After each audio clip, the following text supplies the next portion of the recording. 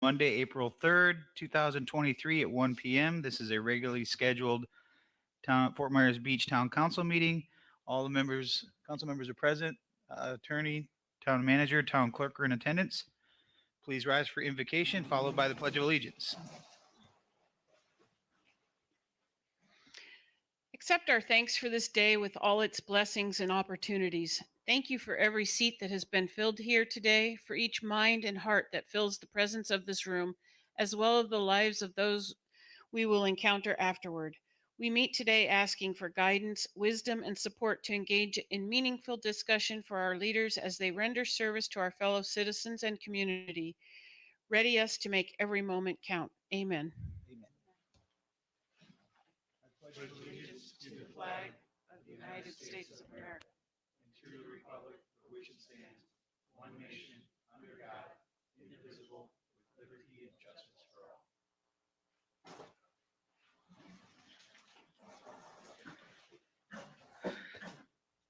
Next, we have the approval of a final agenda. Is there a motion to approve the final agenda? There's a motion. Is there a second? Second. Motion is second. Any discussion? All those in favor signify by saying aye. Aye. Aye. Opposed? Hearing none. Motion carries unanimously. Next, we have the public comment. Is there anyone in the public? Madam, I have nobody signed up. is there anyone in the public that has any interest in speaking? Yes, sir.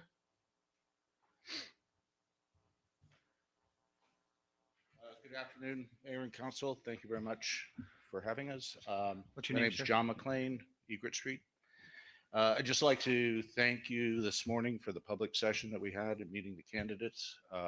There's a lot of talk on social media about people not being qualified enough, not being from the island, et cetera. I'd just like to say, in my opinion, we've got at least a couple of candidates here that are worthy of consideration. So thank you. Thank you, sir. Anyone else that chooses to speak? Hearing none, we'll close public comment. Local achievements and recognitions, Vice Mayor Adderholt. I sure can. Councilor Veach. Nothing for expediency.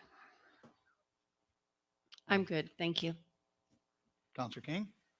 I'll just briefly say, had a nice evening at the Mound House with the Friends of the Mound House on Friday, and looking forward to the ribbon cutting ceremony tomorrow.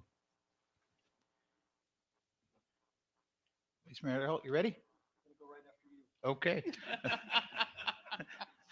I will mirror your comments, John. That was a great event. Unfortunately, I'll be in Tallahassee tomorrow, so I won't be there for the ribbon cutting, but I'll be there in spirit and hope it's a good event. Do you need me to take a little longer? I'm sorry, I didn't have my phone out, and I typed this in on my phone.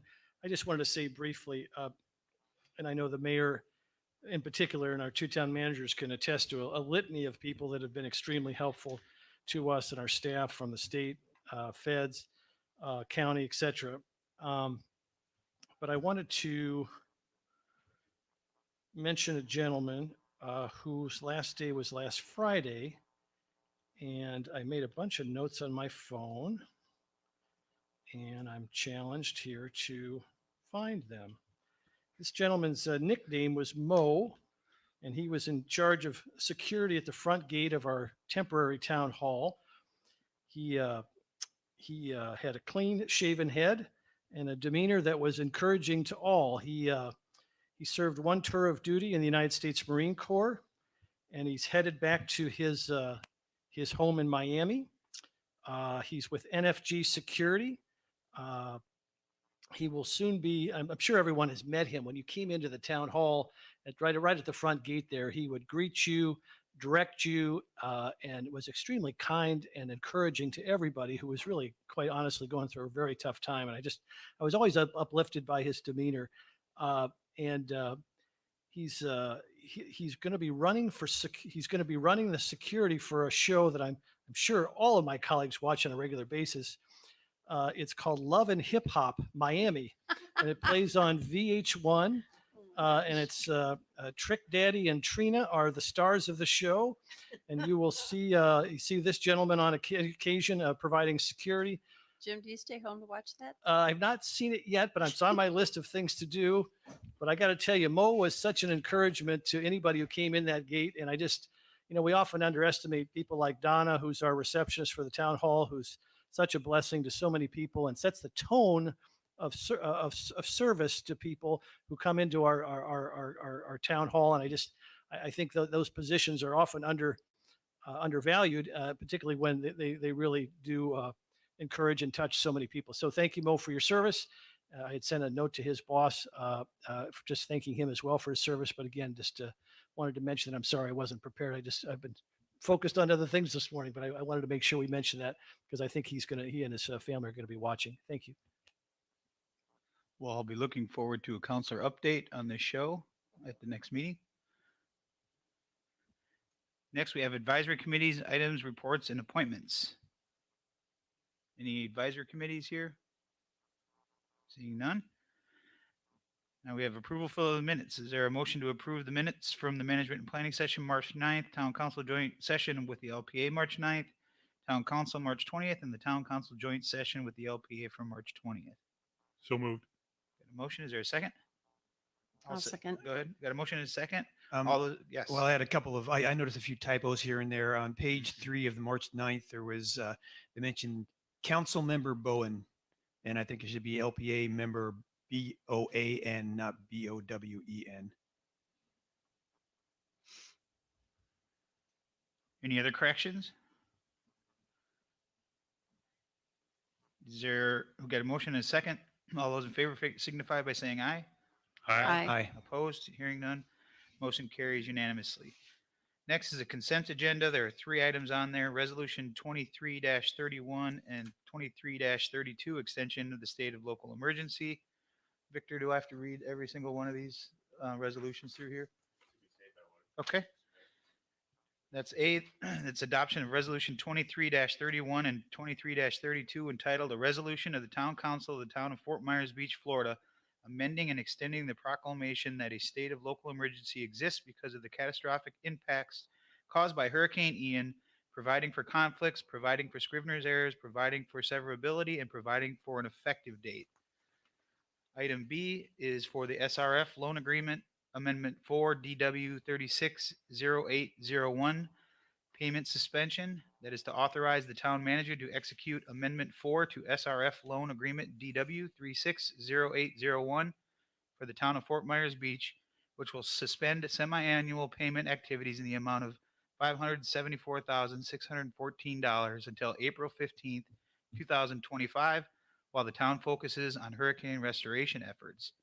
And agenda item C is SRF Loan Agreement Amendment 5, SW 360860, payment suspension. Authorize the town manager to execute Amendment 2 to SRF Loan Agreement SW 360860 for the town of Fort Myers Beach, which will suspend semi-annual payment activities in the amount of $413,222 until April 15th, 2025, while the town focuses on hurricane restoration efforts. Hearing that, is there a motion to approve consent agenda? So moved. Is there a second? I'll second. Got a motion and a second. Any discussion? Hearing none, all those in favor signify by saying aye. Aye. All those opposed? Hearing none, motion carries unanimously. Next, we have the administrative agenda. For the first section is for 15-minute question and answer sessions with each of the town manager applicants. Who do we have going first? Yeah, the only one this year. Oh, yeah. Welcome, Good Mr. afternoon. Hyatt. Thank you for being here. We are going to start out with Vice Mayor Adderhall. Good afternoon, Andrew. One of the most important traits I'm looking for in a town manager is servant leadership. That can be defined in many ways, but as it relates to public service, I would define it as an understanding and approach where it is established that the public servant works for the people, not the other way around. The authority and power entrusted to the public servant is temporary and on loan from the people. This should manifest itself in a spirit of humility and desire to put the needs of the citizenry first before one's ego or any personal agenda. Do you share that approach to governing and leadership? And if so, please provide some specific examples. Yes, sir, I do. First of all, thank you for this opportunity. I've had a pleasure of getting to meet each one of you and some of the staff today, and I appreciate that opportunity. Public service, yeah, it's something you're called to, I believe. I learned at a young age that that, you need to do for others, and don't delight in the misery of others. And one thing that I've always tried to do everywhere I've gone is to try to uplift and improve the organization, the city, the town, the attitude, the culture of where I am. When we went to Surfside, when I went to Surfside, we had, we were in the middle of COVID. Everybody was behind cameras. Everybody was behind their computer screen. Everybody was trying to, get a lot of things accomplished without that personal interaction. We slowly got that personal interaction back up and got people, coming back to town hall, but we encouraged them to reach out to us in any way we could help them feel more comfortable, especially when we were going through COVID and we were doing the vaccines. We actually, worked with the Department of Public Health of Miami-Dade County to come out to Surfside and actually go door to door to people who could not get out to do their, or didn't feel comfortable. And it's mostly elderly citizens to get their vaccines. So we really work closely with our citizens, and I've done that along the way. It's just something that I feel so strongly about, is to make sure that it's not a me first attitude, but a me last attitude, where I put the organization, I put the public above me, and to make sure that everything's done in accordance with them, as long as, public safety is job one. And that's one thing that I'll always strive to do, is make sure our public is safe. Thank you. I assume you'd want us to do one at a time and then take turns? We certainly could do it that way. Sure. Whatever you want. No, that's Because fine. I've got more. Yeah. No, I think that'll be fine. Councilor Beach. All right. Our town is going to go through a lot of changes. Tell me what steps you would take to help get public guidance and input into the future of Fort Myers Beach. Well, one thing I've been thinking about today, especially as we interacted and talked and spoke a little bit, is working closely with these two gentlemen to my left, to your right, on where they have gotten the town to this point, understanding that history, understanding the path that they've set the town on. I want to make sure that each and every resident has a voice that I will hear, that the town will hear, that the staff will hear. You mentioned public service. You mentioned the face of the organization. The elected officials are very important. You're the face of the organization, making sure that you're aware of what's going on, making sure that we communicate with you, that staff communicates with you, that I communicate with you, our process and what we're doing out here. We want to make sure that everybody that has a need or a concern, a desire is addressed in a timely manner. I think that's ultimate. The ultimate goal is to make sure that timeliness, that we do things right the first time, and that we also give them the right information to make it as expedient as possible. You hear things about how, the processes are slow, or we can't get this, or we can't get that done. I get it. It happens, unfortunately, in government too often.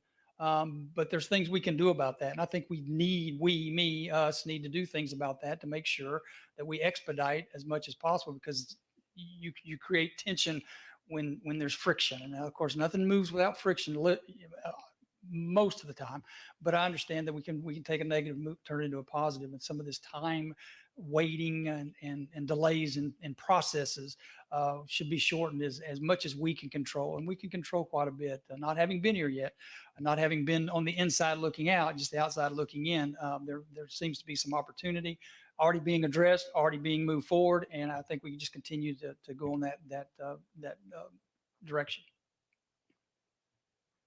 Councilor Woodson. You have a 5-member council here, and we're all pretty strong, determined, righteous people. How do you work with that? And say you have an instance where you know that there is a definite split in the council, and how do you move that agenda forward? Well, a lot of the elected officials I've dealt with, feel the same way or in the same boat. And sometimes it's unanimous and they're going in the same direction. That makes life easy. Sometimes there's a little divide. Sometimes we see things a little differently. Obviously, and I'm gonna talk about two things, and that'll be highlighted as I go forward. If I'm chosen, you'll hear a lot about relationships and about building a team consensus. Sometimes knows an answer. Unfortunately, we don't always get our way, including the manager, including the staff, including each one of you. I think, as long as we're providing the information to make educated decisions based off of all the facts, I think we can all come to a happy medium to where, okay, it might not be the right thing now. I might not get what I support now, but we move forward based off the majority, and we try to understand as much as possible that everybody has an opinion, and they might not always mesh. That makes the job difficult sometimes for the one caught in the middle, but it's always an opportunity to continue to galvanize and strengthen the team, because there's got to be a direction given at some point. You can't take 5 directions, and sometimes it's even difficult to give one direction. But we try to take that, and we fill the direction, and we give feedback where feedback is necessary to make sure you are informed as possible to make those decisions that are going to be for the betterment and the good of the organization, the town. Councilor King? For you, why Fort Myers Beach? I'm sorry. For you, why Fort Myers Beach? I happen to be one of those beach community kind of managers, small town beach community kind of managers. I've managed 2 beaches, and then a couple of the other cities I've managed were small. I like the challenge and the lifestyle of a beach community. And when I say that, it's the people that are here are usually here because they've chosen to be here. This is where they chose to move to live. I mean, if you're born here, I get that. But a lot of people choose to come to a community at times, and they can choose to go anywhere else. But when you choose to come to beach community, you're looking at that as a little different chance to get involved more. And you see a lot. I typically have seen in my past that most beach communities have an active population, active citizenry. So I enjoy working with them. I enjoy Fort Myers Beach. Seems to be that one opportunity that's out there that is offers a little bit of a challenge. And when I say that, I'm not demeaning the challenge that's out there, but I think you don't know what the challenge is until you really get into it. But I see an opportunity here, which my strengths I feel like, and there's a weakness or two, and maybe be able to refine those. But my strengths lie in working with the beach communities and DEP and the groups that work with and around the Army Corps of Engineers. I've worked with them a lot, but just the environment that you're in a beach community, it's just a different vibe. And this is a little this is different from the 2 that I've worked in before. Obviously, Miami-Dade County, the northern part of Miami Beach, it's a little more. A lot more fast paced and a lot more go. And this seems to be not nearly like that. Of course, I haven't felt the pulse of community because I haven't spent a lot of time here yet, but I think there's a great opportunity to mesh with the community. And I think having a community like this, I mesh and blend a little more with my management style and the style of living that I prefer to do. Well, Mr. Hyde, thank you for being here today. One of our biggest challenges going forward is obviously going to be financial over the next couple of years. Describing your experience in creating budgets and managing finances, as well as your financial management strategies for ensuring organization sustainability. Well, it all starts off with a good chief financial officer, I think, or a finance director, whatever the case may be. And I understand the gentleman that's been hired here has the qualities that it takes to be a good financial manager. I think it takes the village, because we all have to watch our budgets. We all have departments. The department heads all have to be mindful of spending, be mindful of expenditures. There are certain things that we want. Certain things we have to have. And so as we go through the budgeting process, we look at that. We actually, I actually participate in that, okay, what can we live without, kind of make that category, and a category, what do we have to live? And then there's some in the middle that sometimes we kind of, can move around, either add to the budget or it's a weight. So I think we look at that in a previous, in Surfside, we were putting anywhere, the 3 budgets I did, we were anywhere from $3 to $7 million we were putting in our fund balance reserve. So that to help with rainy days. And then what we did over there, we created some funds, we passed an ordinance a resolution that dedicated funds for certain categories, whether it be water and sewer, stormwater, streets, that type of thing. So they are separate from everything and they can't be touched. So we memorialize those to be able to keep those safe in case we ever need it. So we never really just absolutely ran out of cash. That's important. Cash on hand is very important as we move into each budget year. I'm very conservative with budgeting. I think it's important to be conservative. I hear a lot of people talk about, watch that money and, spend that money like it's yours. No, it's somebody else's money. It's not my money. So I watch it like who it belongs to, good steward of the public's trust, public funding. And so we try to make sure we spend it on the things. And again, I'll put public safety at the top of the list every time. Whatever we can do for public safety to improve life, quality of life, and protect the public is going to be something we focus on. Vice Mayor Adderall. Andy, communication and relationship building skills are a couple of traits that are critical to the success of a town manager. Obviously, with our own residents and constituency groups here locally, but also right now we're critical our relationship with the county, state, and federal government. Please comment on how you have prioritized these skills of communication and relationship building, and give some specific examples of where you've utilized them to advance the interest of the communities you have served. Nothing is more important than those relationships, and I'm not just talking about with other other governmental entities. Talking about with each other, with the residents. Everything starts with the residents. It's so important, incumbent upon us, upon me, to make sure that they're involved in the process, whether it be voting, whether it be on my part on listening to what they have to say. One thing that I feel is very important is to always work with the local governments, which would be here or any other local government from our north, south, and east area that we have with local municipalities, but also with the county. That's such a strategic partnership, especially since the pier and 2 parks are here and some of the roads and some along there. When I was, and of course, obviously the state and federal government. Obviously, when I was in Surfside, and I'm sure we've all talked about it today, but some people might not realize that I was the manager when the building collapsed in Surfside in June of 2021. One thing, I was new to the game there. But one thing I learned was all of a sudden we were all thrust into one event, one pot, the local governments, ours, and then the other municipalities that were surrounding me in Miami-Dade County. The county, big county of Miami-Dade, working with the county mayor's office and her staff. That was and very strategic to getting a lot of things accomplished. Working with the fire department, police department. We contracted with the fire department of Miami-Dade County, but we had our own police department, but we also worked with Miami-Dade Police Department. They were doing the death investigation. To go a step further, worked very close with the governor's office. Something that I did not think when I went there, I'd be, engaging the governor himself on the streets of Surfside in front of a collapsed building on A1A at, 2:00 in the afternoon.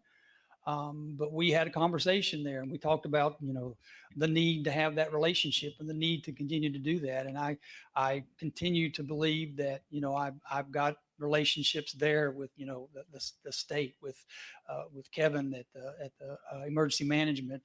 And we even went further and we interacted and we engaged with international governments during that event because it was such an international event with the Prime Minister's offices of Israel, and just working with the governments of Mexico in a different way. So things that you don't normally think you would do, and I didn't ever think I would do that. Those were things that now, somewhere up here in that little compartment, I have something to fall back on how to do government relations, international government relations, intergovernment relations, and other government relations, as it were, to improve our standing, to get funding. I know you guys are going up tomorrow to Tallahassee. You got to do that. I mean, you got to go where they are. I've been to Washington, D.C. when I was at another small town to make sure that our voice was heard there. Sometimes you got to put legs and steps with what you actually want to get accomplished and get in front of people. But it's about those relationships and continue to build those and expand on those and strengthen those. Thank you. We're just going to finish out this Counselor Beach. Sorry, that's okay. I think I'm good. Thanks. Counselor Woodson.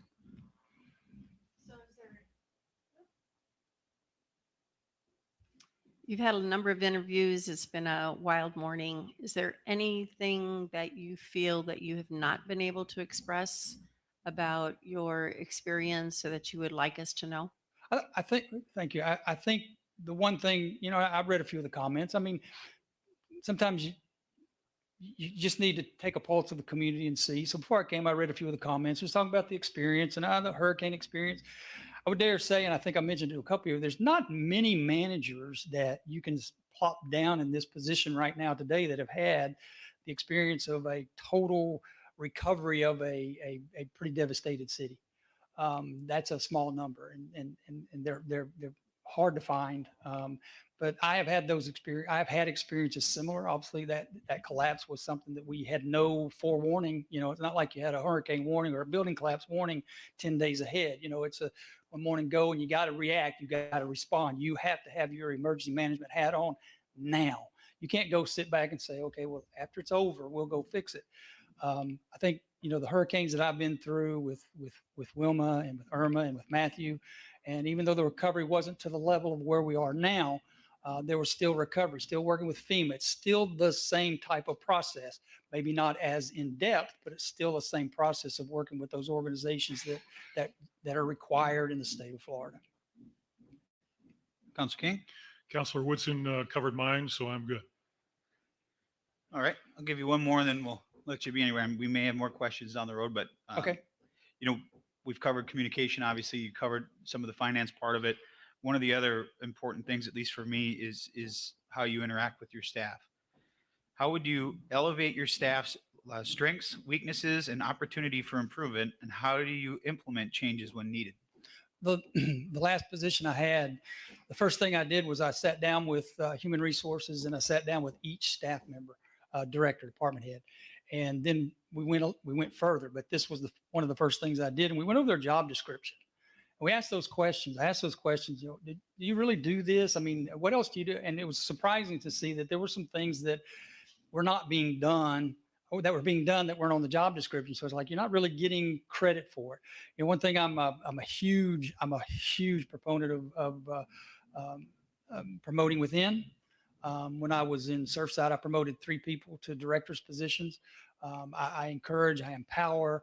I think it's good for them to stand here at some point, because you never know when that diamond in the rough steps to the forefront, and your job could be made easier if something were to happen to the next city manager, heaven forbid. It could be a number of things. Your replacement could be sitting right out there, but you didn't know it. So I like to empower them to do and think and have some voice. Leadership, to me, leadership used to be, I'm the leader and rah, rah, look at me. But now it's a little more from behind. I've gotten a little older, and it's like, let's put the spotlight on others who deserve it. The blame should always come through here, but the spotlight should go through there, because they are actually the ones who do most of the work, subject matter expert in a lot of these areas. And so just give them the credit where the credit's due. And I really believe at all levels of the staff to be able to try to have interaction with them. I've been in places where we've developed a 180, a 6-month review process, where at each step of the way, the new employee meets with the supervisor. 30 days later, they meet with the manager. 30 days later, the director. 30 days later, with the higher and higher. That way, everybody gets to, it's a fine meshing, and it's a fine understanding of everybody's response and just who you are. It takes off the aura. Oh, that's the manager. I'm a little nervous about being. No, I'm just a guy. I'm just like what you see now. This is it. There's no airs. I'm a public servant. I'm the one. I'll be happy to sit in the back during meetings. That's just the way I operate. But I want my staff to know that they are appreciated, and none of this is done without them. By the way, I mean, I know, with all due respect to these fine gentlemen, you got to have the staff. The person at the front, when you walk in the front of town hall, they got to be there answering the bell. So I think that's in the phone. Somebody's got to answer those phones. So I like staff development. I think it's very important. All right. Thank you, Mr. Hyatt. Thank you so much. Thanks, sir. Thank you. Who's up next? Seth Lawless. Okay.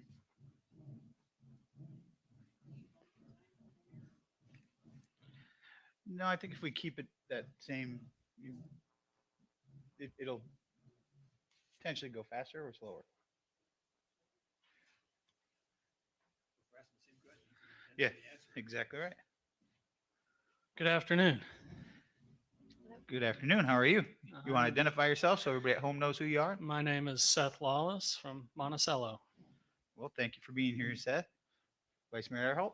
Seth, one of the most important traits I'm looking for in a town manager is servant leadership.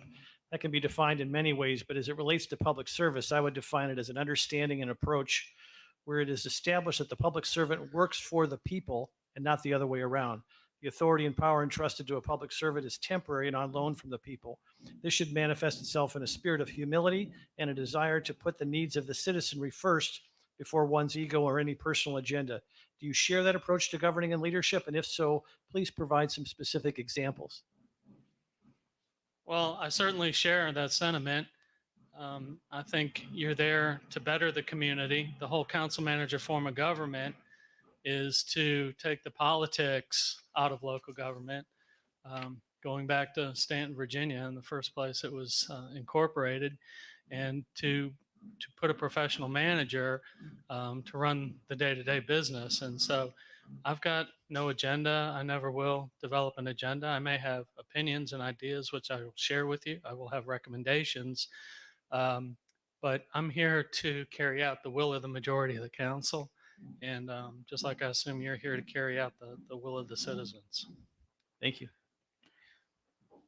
Counselor Veach? Our island has gone through incredible turmoil, and as we rebuild, what steps will you take to ensure that the public has input into the future direction of this town? I think you just don't shut anything off. Every avenue should be open and remain open. And whether that's here at the dais at a council meeting or in a private email, one-on-one conversation in the office or out in the field, you always need to be hearing from the community and what's on their minds. Take that information and decide what you're going to do with it. Whether you need to move forward or just tell them honestly, I don't think I can accommodate your request. I'm sorry, but I'll look into it and I'll get back to you, and you better get back to them, even if the answer is no. So closing those loops of communication and making sure you follow through is very important. Thank you. Counselor Woodson? So we are a five-person council with a lot of different personalities, strengths, push, some Excuse me, pull. it's pretty warm in here. I'm sorry. So I'm just wondering, how do you work with that five-person council? How do you, if you know there's some dissension and a tie, and it's a very important decision, how do you work with the council behind the scenes to get to where we need to be? Well, I am a believer in one-on-one communication, but as you know, I can't tell you what another council member said about a particular issue or what they may do at the council meeting. So you got to tread very lightly there to make sure you're operating in the sunshine. But I think it's important to start building towards a consensus one way or the other, and have some options and alternatives for the council. That's part of the manager's job, is to have recommendations, and council may have recommendations that are completely different on their own, but I think the manager should have some solid recommendations on most issues on how to move forward on those issues. Counselor King? For you, why Fort Myers Beach? Well, you have a lovely community here, a lovely location. You're very blessed with the sun and sand and water. So it's an ideal location to be long term and short term. But I felt like the job at hand right now is something that I could do. It's something I've done before. We were in Islamorada during Irma. I've been through storm cleanups. And so I have confidence that I can do it. You need a good team. You need to be communicating constantly, making sure everybody has the latest information. But you've got a great area and a job that I think I'm a fit for. So that's why Fort Myers Beach. Seth, describe your experience in creating budgets and managing finances, as well as your financial management strategies for ensuring organization sustainability. Well, usually when you go into the budget, you've got a number. You know what you have to work with on the revenue side, or pretty close. So that makes it a exercise in establishing priorities. And of course, you got to take care of your life safety issues and your health issues and your absolute necessities. And then after that, if you're fortunate, you can graduate into some more of the wants, the street paving, the parks, the development of amenities and other programs. So you take care of your basic priorities first in the budget. You make sure it's a responsible budget and that you can't go in and boost rates and fees enormously in any one year. I believe in graduating those types of increases, especially if you have long-term capital needs you're looking out for. You try to identify outside sources of revenue, either grants or appropriations, and you put together a long-term plan. Thank you. Vice Mayor Adderholt? Seth, communication and relationship building skills are a couple of traits that are critical to the success of a town manager. Certainly that goes without saying. Our residents is priority number one. But as we go through these difficult times, the county, the state, and the federal government are really critical to the future of our to our success in the future. Please comment on how you have prioritized these skills, and give examples of where you have utilized them to advance the interests of communities that you've served in the past. Well, you've got to take advantage of your opportunities, and sometimes you even have to create those opportunities. So starting at the federal level, those folks don't wander through town very often, maybe occasionally, especially after a disaster. But in order to get on their radar and get the area, you have to go to them sometimes. You have to be in touch with them and not let them forget about you. And if that means taking trips to Tallahassee or Washington, D.C. on occasion, primarily elected officials, but with staff in support, those are things you have to do.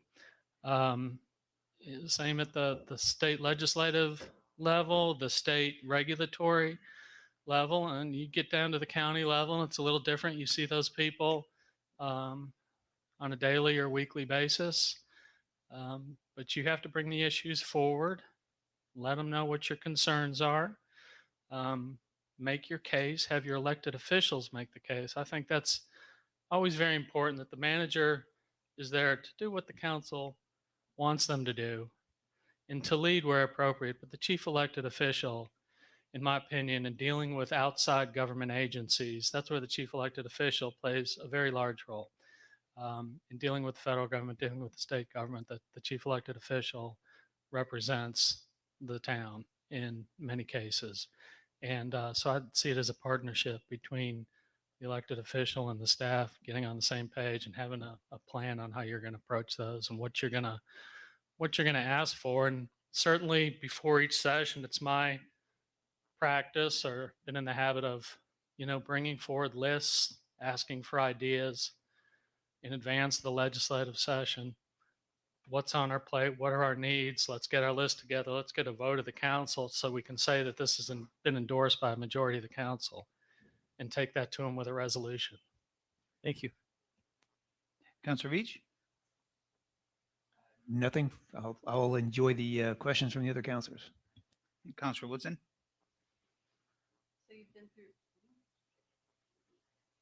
So you've been through a whirlwind of interviews this morning. Is there anything that we have not discussed today regarding your knowledge or your fit for this position that you'd like to bring forward? No, I thought I'd maybe hit some highlights very quickly of other places I've been, because I think it shows a record of accomplishment. And, as I go through this list, there's a lot of construction projects on there. And sure, you have to deal with personnel issues and policy issues and issues of the day, citizen complaints. But when I look back on the communities I've served, I think about the library we built in Franklinton, North Carolina, the rec center we built in Beach Mountain, the 80-acre park, destination park with the YMCA that we built in Nightdale.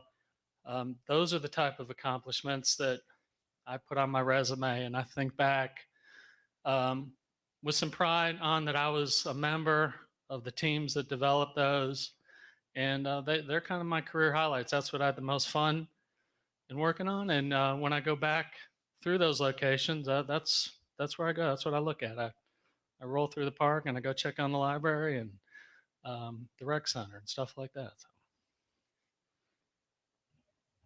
Counselor King? My follow-ups have been addressed, so I'm good. Thank you. Okay. Seth, how do you elevate your staff's strengths, weaknesses, and opportunity for improvement? And how do you implement changes when needed? This is going to sound kind of corny. Winston Churchill said, "What gets written down gets done." And so I'm a believer in performance evaluations. Let me back up a little bit, and I'm a believer in strategic planning, and that filters down to values, goals, and objectives, and eventually to individual performance measures that the manager allocates to the staff in order to accomplish those goals and objectives and those visions in that mission.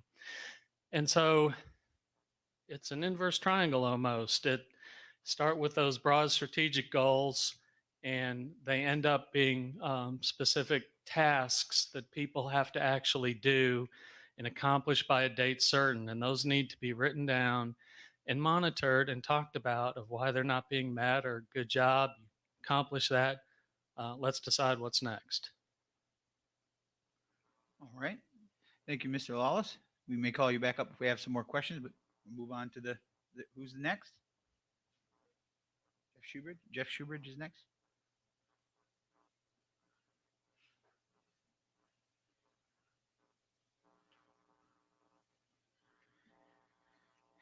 It is hot in here. Oh, warm.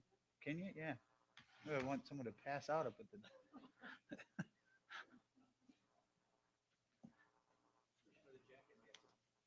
It does.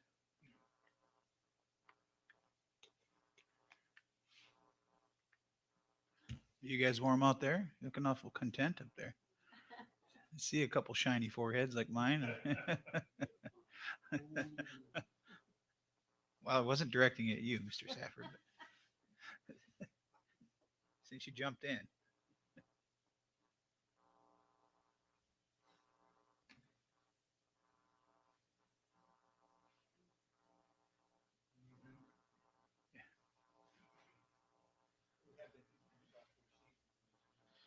Yeah, that's true. That's very much true.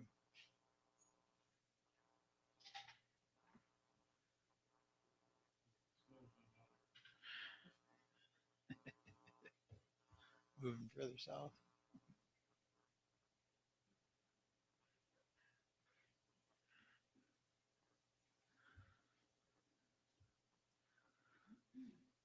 Welcome, Mr. Schubridge. Mr. Mayor, members of the commission, of the council. Vice Mayor Underholt. Afternoon. One of the most important traits I'm looking for in a town manager is servant leadership.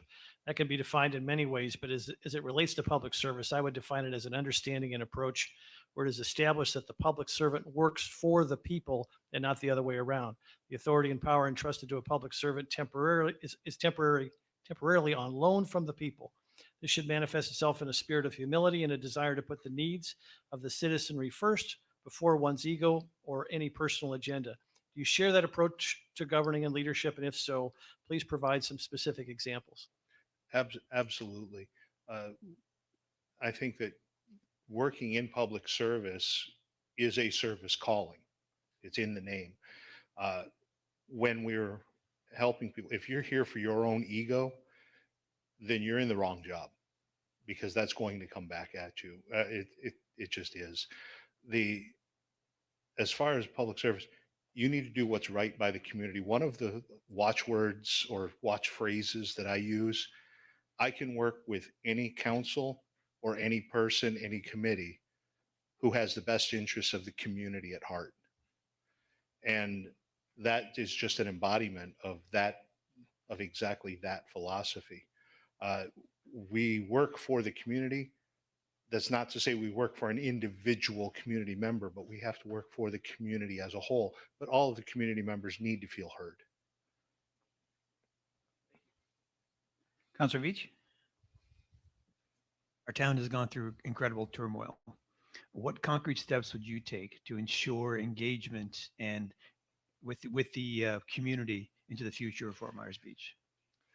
Well, first and foremost, again, community involvement is essential. And I've seen in the reports in the news that this event, as tragic as it is and as bad as awful and horrific as things have been, when I came through and saw that firsthand, it really is just something that just hits you. But one of the things that you need to be open and available to the community. And one of the things that I've done in a previous city is I've offered either breakfast, lunch, whatever works, lunch with the administrator or whatever. You find a local venue or several local venues. You rotate. You don't want to pick one as they become available. And if someone has a question, someone has input, somebody wants input, they can just sit down and talk. You actively encourage committee involvement. I keep an open door policy in any community that I've been at. The schedule may not allow for immediate access at any time, but you absolutely have got to be available to the constituency because they're all of our bosses. We have to have a unified vision, and the only way to do that is to be available and to listen. Counselor Woodson? So we're a 5-member council with a lot of different agendas and attitudes and priorities. And sometimes we're split. How do you go about addressing or hurting us or getting us to resolution? Ma'am, we are all individuals. And as I said before, anyone that has the best interests of the community at heart, I or any manager should be able to work with. As far as the hurting, to use your phrase, it is inherent in the job of a town manager to provide guidance. It is not to direct. I provide the information. You are 5 council members and you have 5 personalities. It would be unheard of to think that every vote is going to be unanimous. We are going to have things that we may disagree with amongst each other on the proper course of action. But that being said, professionals can work together with respect and we can stay the course for the betterment of the town. I would not expect to try to herd the commission or sway the commission, only to inform. Counselor King? For you, why Fort Myers Beach? The short, simple answer, it's two-pronged. One, my current location was supposed to be ground zero. This is what I expected to wake up to on October 1st. The town of Fort Myers Beach needs someone to step in and help. Second, I grew up here. I have roots in the area. I grew up in Cape Coral. This is coming home for me. That's something that my fiance, I shared with several of the council members. 2 weeks ago, my fiance and I came and drove the town.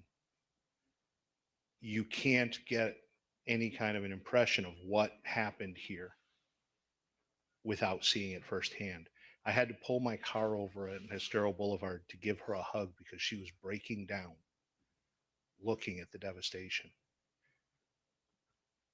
I think I'm the person that can step in and help us organize the rebuilding, maintain that small town atmosphere, that I remember and still maintain that tourist economy that Fort Myers Beach has enjoyed. It's two diametrically opposed venues that a lot of people may see, but Fort Myers Beach has done very well in the past. And when I was in high school coming over that bridge, looking at the island, something I'll never forget. It breaks my heart to come over that bridge today, knowing what has happened. But I also have hope that moving forward, we can bring back the character of our town. You know, many of the challenges we have, one of the most important is going to be finances over the next 2 years. Describe your experience in creating budgets and managing finances, as well as your financial management strategies for ensuring organization sustainability. This, along that line, sir, my in a previous position as town manager, I took the town budget from losing a $2 million annual budget that was losing $500,000 a year. In the course of 18 months, through financing, budgeting, proper budgeting, within 2.5 years, we were cash neutral, maintained the second lowest tax rate in the county. We're rebuilding reserves. It goes to looking at wants, needs, might haves, and looking at the realities of what expenses are there. In my current town, a similar circumstance, they've not been cash flow negative, but they've been spending off budget. Transparency in budgeting is essential. Input from all stakeholders, department heads is essential. The final call belongs to the council, but it is my job, along with the finance director, to provide an outline of that budget. As we move forward, the key parts to that, and I believe it was you that I shared with earlier, my budgeting philosophy involves the department heads and what I ask from them is 3 different budgets. The first budget is this: what is your dream? If we had no monetary worries, what do you want? The second budget is, what do you think is realistic? And the third budget that I ask for is, what do you, in the event of the apocalypse and we have no money, what do you absolutely need to survive? I then sit down with the department heads and we negotiate and we find a happy medium. We then proceed to the town council and allow the town council, through workshops, to influence where they feel the importance. The budget is the priority mechanism of the town. Our priorities need to be reflected as such. So my budgeting philosophy is we assemble what we recommend operationally. The council will provide us with long-term projects for the capital, which would be the first step. And then it is staff's job to make sure that that stays balanced. Thank you. Vice Mayor Earl? Communication and relationship building skills are a couple of traits that are critical to the success of a town manager. Obviously, this is critical for our residents, but more importantly, right now, given Ian, with the county and the state and the federal partners, those relationships are very, very important. Can you give some examples of your work in the past where that relationship building and communication skills have been utilized to advance the interest of the communities you've served? As a member, when I was in Madison Lake, Minnesota, one of the key items that I took on is I was a board member for the Minnesota Association of Small Communities or Small Cities. With that, we worked directly with the governor and the legislature. I was able, through that connection and through those relationships with the city of Madison Lake, the state was coming through to rebuild part of our state highway that went through the middle of our town. With those relationships, I was able to get concessions from the Department of Transportation to pay for about 60% of the undergrounding costs of utilities, as well as about 40% of undergrounding of electrical utilities, and about 40% of renovation costs for sewer and water and stormwater infrastructure along that corridor. Thank you. Counselor Veach, I passed twice. I have to pass the third time too.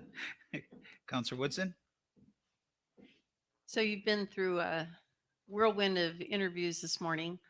Is there anything that you feel that you would like to explain more about or that we haven't touched on that in your background that would be critical to our position?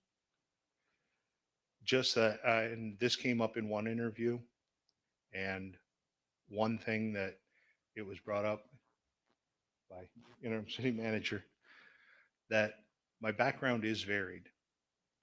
I've been in 2 cities as city manager. I've been an elected official. I think that gives me a unique perspective on the position because I've seen it from both sides. Additionally, I've been a private sector manager and entrepreneur. I've been a teacher. Those things, the skill sets that I've built through those positions has provided me with an ability to engage productively and effectively with people from all walks of life. It's really important. And we have a very small town. We're devastated. It's important that everyone here, all of the people, understand that we're a team, we're in it as one, and it's a common goal. It's no one person or 2 people or 3 people dictating the goal. And I think that background has provided me with the ability to speak competently with a wide variety of people to encompass the majority of our residents. Counselor King. My follow-ups have been addressed. Thank you. All right, Jeff, how do you elevate your staff's strengths, weaknesses, and opportunity for improvement? And how do you implement changes when needed? Honest communication to begin with. You have to set expectations. If someone is not meeting those expectations, then you have to communicate them. You can't set someone loose and say, make everything happen and not tell them what it is you expect to happen. But at the same time, periodic updates, when you're talking with staff and you're working with staff, you have to be able to be honest with them, and you have to have those relationships with your key staff members and all staff members, that they understand that if something is falling short, if you need to take corrective action, then it's not a personal attack, because as soon as someone feels personally attacked, your morale is going to go down. On the other hand, if you address the behaviors, correct the behaviors, then you can then instill in your staff that you are there to support them, and that mistakes, we're all human. Mistakes will be made. As far as change management, if it's not broke, don't fix it. But if it's broken, look at how to fix it. Don't make change just for the sake of change. You have to have a process in place. You have to have a backup plan. So if you're going to make a change, it needs to be done appropriately so that you can have a smooth transition. I will use an example from my current position. Our building department was not operating at what would be called peak efficiency. Our permit times were excessive for minor permits. Myself and our building commissioner attempted to coach our in-house building official, and it became necessary to make a change. I spoke with the building official, and he told me what was going to happen before I could tell him. We're still friends. If you have the respect of your staff, then the difficult decisions, while still difficult, aren't animate. There's no animus involved. All right, thank you, Mr. Schumich. Who's next? Mr. Wilkins, I think, is next. Thank you. Thank you. I thought I said thank you.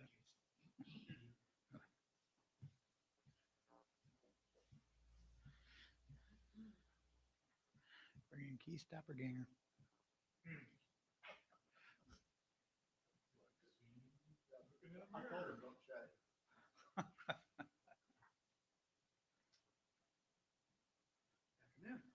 Good afternoon, Mr. Wilkins. Thank you. Vice Mayor Earl. Good afternoon. One of the most important traits I'm looking for in a town manager is servant leadership. That can be defined in many ways, but as it relates to public service, I would define it as a understanding and approach where it is established that the public servant works for the people and not the other way around. The authority and power entrusted to a public servant is temporary and on loan from the people. This should manifest itself in a spirit of humility and a desire to put the needs of the citizenry first before one's ego or any personal agenda. Do you share this approach to governing and leadership? And if so, please provide some specific examples. Absolutely. No, I definitely agree. I mean, that's why we're here. We're here to serve the citizens, here to, as my position, here to serve you too. You'll see through my career, I've been in serving public sector for 27 years. First with Kendall County, Illinois. It's the fastest growing county in the nation, about 40 miles southwest of Chicago. One of the servant projects there was our Kendall Area Transit Project. I've described that to some of you there, but that again was a project that we didn't have public transportation. And the board came to me and said, we need it. Other counties have it around us. Very detailed process, comprehensive planning process, pulling together those that serve the seniors, those that serve youth, those that serve the disabled, as well as the general public. We wanted a system that served everyone. So I bring that one up as an example that was comprehensive of serving multiple sectors of the public. We also worked with our economic development and our chambers. Just how could this work in our business sector too? So that just an example of a planning process of getting that feedback, developing a program, and making it a reality. I described this to you before. We had 12 cities in our county. What was successful is all 12 cities contributed to the project, and that we use that as local match then to leverage state grants and federal grants to make a successful transportation project. Thank you. Councilor Beach.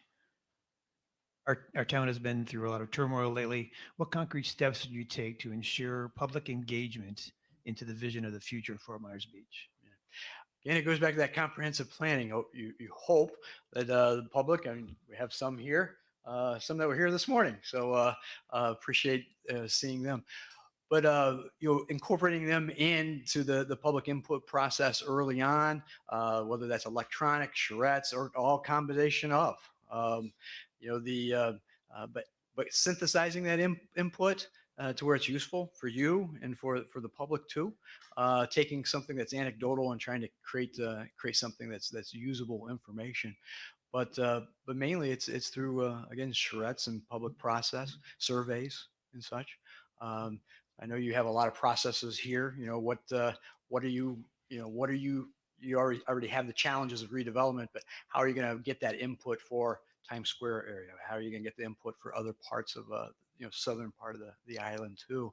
But yeah, you work it in through surveys, through public meetings. Thank you.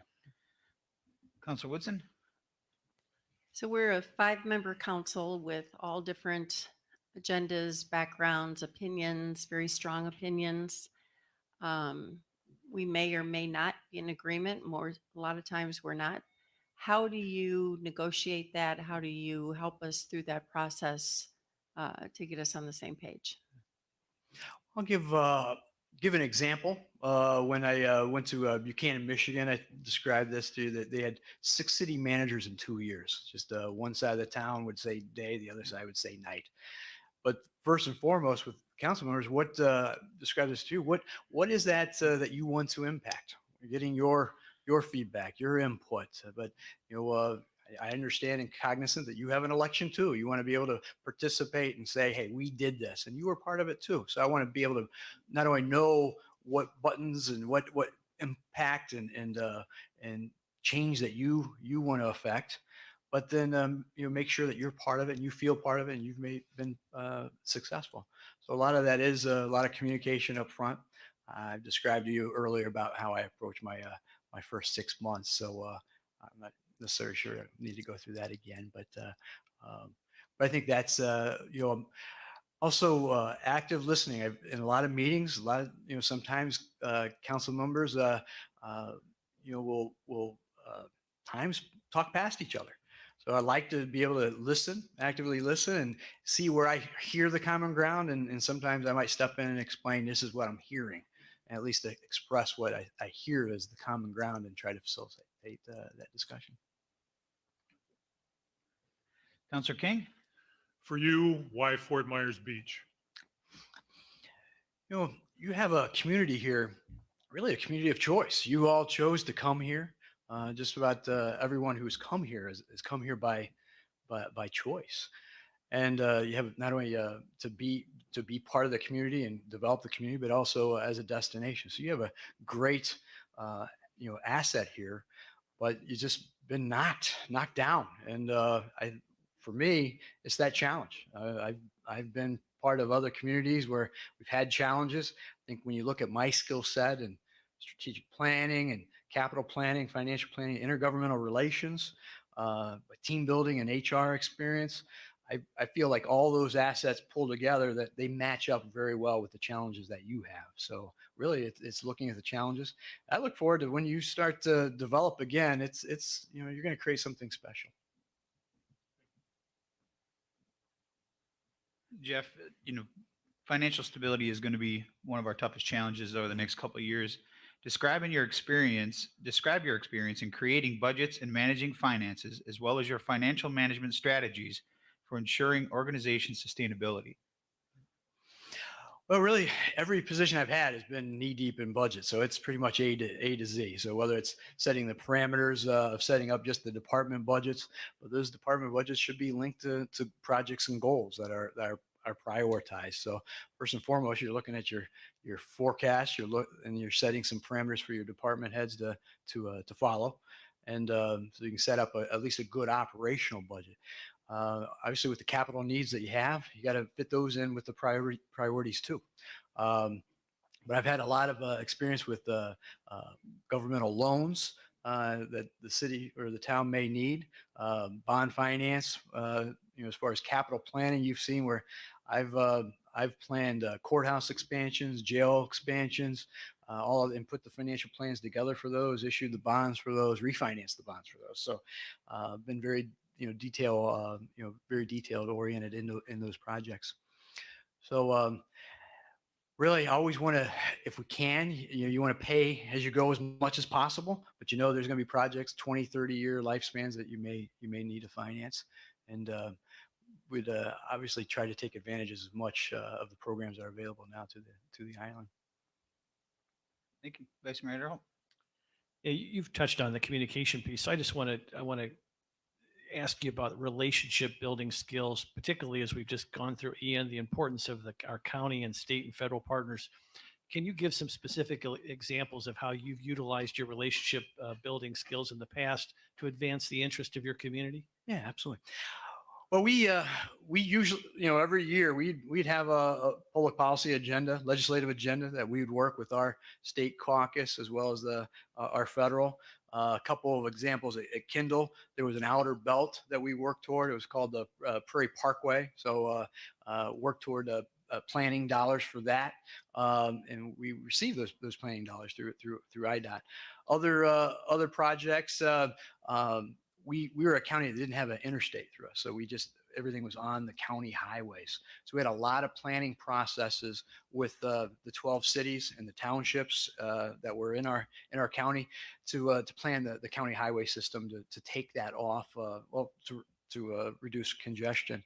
So with that, once I actually spearheaded a group that we had a transportation sales tax referendum that did pass, and that helped us leverage IDOT monies. And we would work with the district of IDOT as well as our caucus of what our capital priorities were, and got funding, matching funding for it. Thank you. Counselor Veach? Once again, I'll pass. Counselor Woodson? So you've been on the whirlwind interview schedule this morning. Is there anything that you would like to emphasize, or maybe that we haven't touched on in your background, that you think would be important for us to know? I believe we're very comprehensive with each, and I think we covered most everything in each of the interviews. I think what you'll see from a public standpoint as well as a staff standpoint, I'm very approachable. I lead by example. Staff, I'll give them good direction and build the teams. They may not always like the decision that I make, but they'll know that it's been weighed, for pluses and minuses. A lot of times those decisions, will be incremental. They may, trying not to hinder us from future decisions that we may need to take. So I'm not sure if I touched on that this morning as much. Counselor King? My follow-ups have been addressed. Thank you. All right. And Mr. Wilkins, no good organization is run without a team. How do you elevate your staff's strengths, weaknesses, and opportunity for improvement? And how do you implement changes when needed? Well, with the staff I described before, I've already said about we, and the council's part of the we too. But when I build teams around projects or around goals, I want to make sure it's, most of the time you have to have cross-functional teams. It might involve the attorneys too, and engineering and consultants as well as staff. Like to see younger staff that are less experienced be part of a team so they can grow. I've described before that they need to know what their roles are in that project. That's the worst thing for staff not to know what their role is, and that's where the miscommunication happens and friction happens. So when at the end, they've been engaged, they feel like they've grown, they've built their expertise. I'm always looking for ways as far as training for them to grow. But I've said this too, a lot of times when you're hiring staff, you got to also show them the pathway. What was their career pathway with your organization? So that keeps them retained. And I think that goes a long way to keeping staff. All right, Mr. Wilkins, thank you. Great. Thank you. We'll take it from here. All right.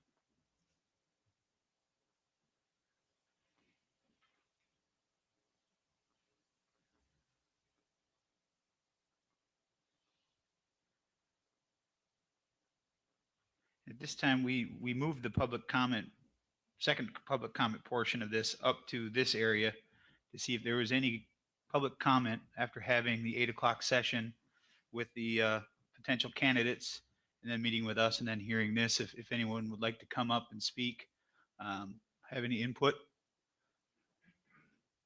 Any public comment? Hearing none, we'll close public comment and bring it back. That brings us to our next agenda item, selection of the town manager. I guess before we get started, I want to go around the room or go around the dais here and just ask a basic, simple question to each of the council members if they feel that they are comfortable with the candidates that we have in ranking them today and making a selection and moving forward with a top candidate today. Vice Mayor Adderholt. I have found one candidate that I think would be an excellent town manager. Councilor Veach, I'm okay to go ahead. Councilor Woodson, I truly am not comfortable. I thought I had someone after the first round of interviews, and now I'm wavering on that. I'm not seeing the kind of background that I like, that I would like to see in this candidate. I feel there's got to be stronger candidates out there. So I'm not totally convinced and I'm not comfortable. Councilor King, I'm probably 6 of one, half a dozen of the other, to use a donut example. But I don't know. It's a tough decision. It's probably the toughest decision we're going to make. I guess I'm with Karen. I'm not sure I'm totally comfortable yet to move forward. well, thank you for that. So I guess it leaves it up to me. I felt I had very good interviews one-on-one with each of the candidates. A couple I was not comfortable with, a couple I was. I tried to be objective and open-minded based on what you read. I'm a firm believer that until you actually get to sit across the table and talk to someone, you don't really get a feeling for what they stand for, how they'll fit in the community or potentially fit in the community. But I feel comfortable moving forward. I think I have a selection, a person that could be a good fit or would be a good fit for our community. So I think with that, we'll move forward with your selections. Should you choose to select one, I guess how does that work, Victor? If two people decide that they do not want to partake in the ranking. Mr. Mayor, you could have a majority vote to move to reject all the candidates would be your alternative, or to select the final candidate with the lowest score. Well, I believe we have the majority in a 3-2, just the open conversation here to kind of move forward with selecting and moving on to the negotiation part of the process. So. With permission, Mayor, I think there's also a section in here saying town councilors to have an open Sure. discussion of Yeah. the candidates. Yep. You want to start? No, I just want to have the discussion. No, but I'm very curious. I really want to hear. I value the other counselors' opinions, and I'd like to. And I'll start if you want me to. Sure. Yep. Please do. Okay. I think like maybe Karen kind of stated. There's no. If I could find the best of all four of these people and put it together, we'd have an ideal candidate. I think that I was really impressed with Jeff Wilkins, that he had long tenures, that he's been in much bigger barrels, if you will. He's been in much bigger communities and projects. I thought he was a little loose on how he would control the agenda, and the fact that he has no Florida experience. But in conversations with him, he's familiar with lots of different forms of municipal governments, and he's been through those.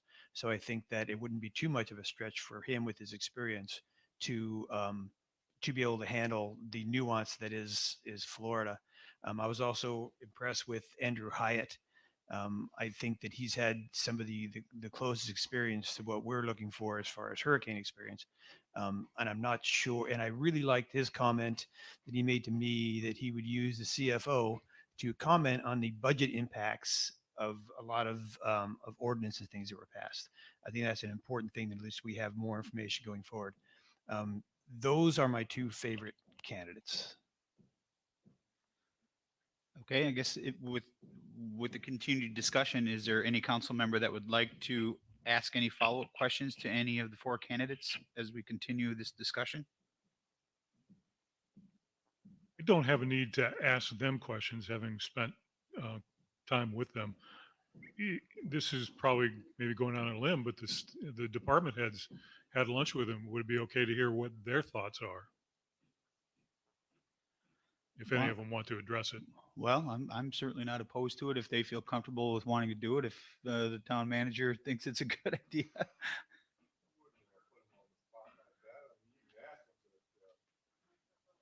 You got to turn your mic.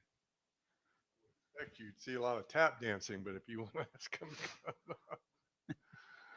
Well, the rest of you haven't even, chimed in. I mean, Right. I would get through the process or even use the ranking forms. I'm not sure, at some point you'll get to what, who's number one, who's number two, and then you got to kind of dig a little deeper at that point. But I would suggest you at least kind of narrow it down to what you think you've got. Well, and I was just trying to get to somewhere where maybe I could get a comfort level with them, knowing that these are the people they'd be working with every day. Well, then we'll do that. If any staff member is here and feels like they would like to come in, and you don't necessarily maybe have to give a name, but is there someone that you felt comfortable with out of the group? I think is what Councilor King is trying to get at. But it's up to you. Seeing none, probably a smart move. Vice Mayor Adderholt, do you have any discussion? Well, I would say a couple things. Number one, there's been some skepticism out there because there was a very sincere desire to have our existing team stay on, and that's certainly, that appreciation is well deserved. But my sense is, having spoken with both of them, that's not an option. I know they're not going to leave us in the lurch, which is wonderful, but they're encouraging us to press on. We had 80 people apply for this position, and the person who we respect from that team, who we wanted to stay on, or both of them, quite frankly, is Mr. Wilkins. And as I understand it, and correct me if I'm wrong, Chris, but Keith played the greatest role in winnowing down the 80 names to 4, or originally 5, but now 4 names. So for the skeptics out there, I would say 2 things. Number one, that we need to move on because that's the direction Keith and Chris have given us. And second of all, out of the 80 people that applied, the top 5 names and now 4 today were selected in part by Keith Wilkins, the person that we obviously would have loved to have stay on. So I just want people to be aware of the process there, because that's what we have before us. I do think I agree with Councillor Veach. I would reverse the order though significantly. I thought Andrew Hyatt's resume was spectacular. I thought his experience at Surfside and his relationships that resulted from that tragedy parallel in certain ways what we have been through and could really help the town. I think it's somebody who could hit the ground running. He's run beach towns. He's got the right demeanor. He seems to be of someone of integrity. I know there were some questions as to why he left Surfside. He's addressed those adequately, as far as I'm concerned. And I think there's a very good story for him behind that. And I think it's again somebody who could start tomorrow with a zest and an earnestness that I think would serve this town well. I think it's important to obviously go into while we're doing the negotiation phase, continue to do some due diligence, check references, check members of the council, other people in that community, just to confirm my instincts based upon what I've been reading and studying and in my interview with him.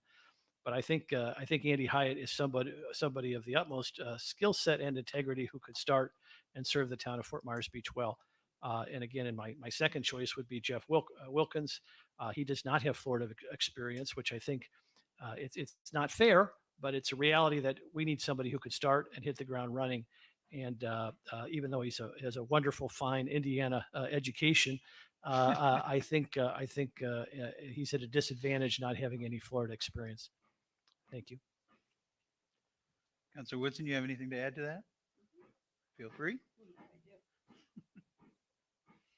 I will say, out of the 4 candidates, Wilkins and Hyatt were my top 2.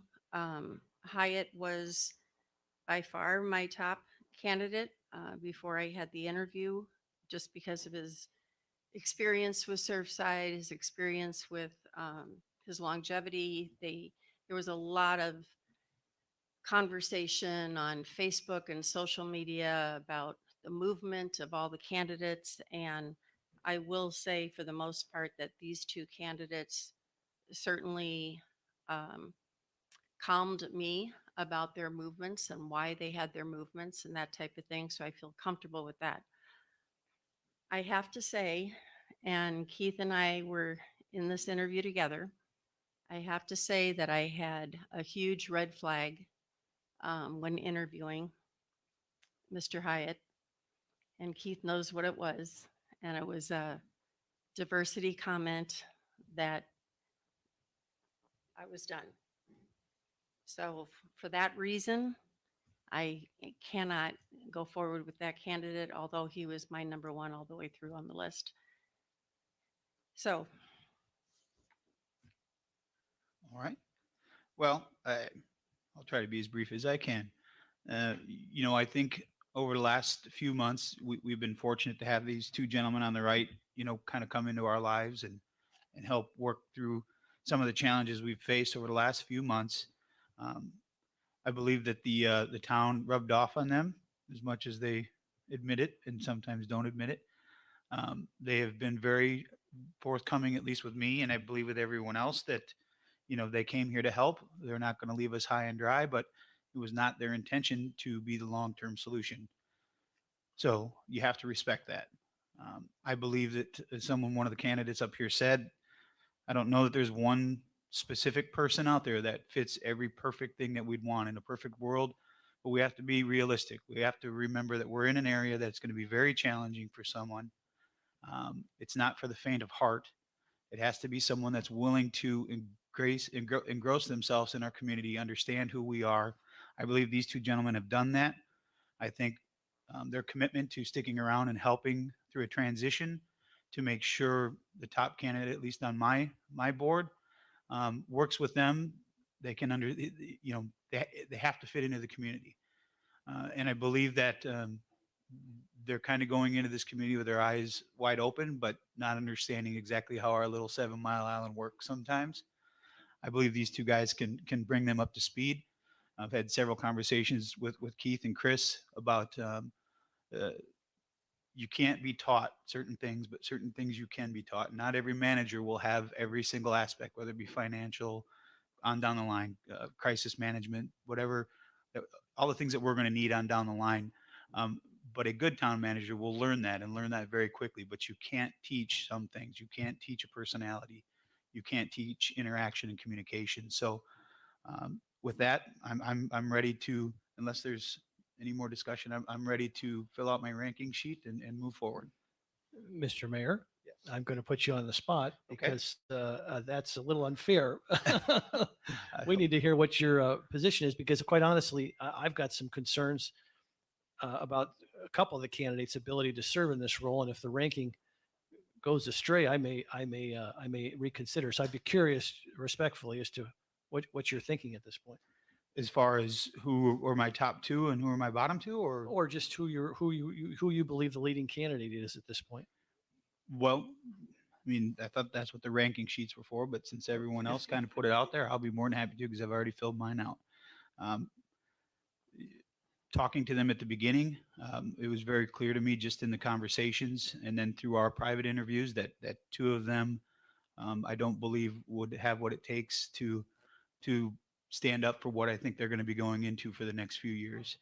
The top two that I had were Mr. Hyatt and Mr. Wilkins, like everyone else. Ultimately, in talking to them privately and then hearing their conversations here, I thought one did a little bit better job than the other. I thought they were a little more focused on what we were saying, had a little bit better answers, in my opinion. All were very, very good in the private, but and the one that I think is the top candidate is one that I think would be the most open and willing to take some help, if that's the way to put it, through our current town managers, to round him out to what I think is going to be a very good fit for the community going forward, and that's Mr. Hyatt. Thank you. And I will just make a comment that, like I said, actually both Mr. Hyatt and Mr. Wilkins, Keith's brother, that I think they both have the tools that it would take. I mean, everyone has to kind of adapt to a situation because, like it's been painfully clear, fortunately, there's not many managers who have had to recover from what we've had to recover from. But I will say that in Mr. Wilkins, and not having Florida experience does give me pause, but I feel I think he's a better listener in engagement, because the question that I asked, he's the only one I felt who really adequately answered the question in this group. And that was about how to get the public really involved in this process. Any other discussion? Any input from the town managers over there?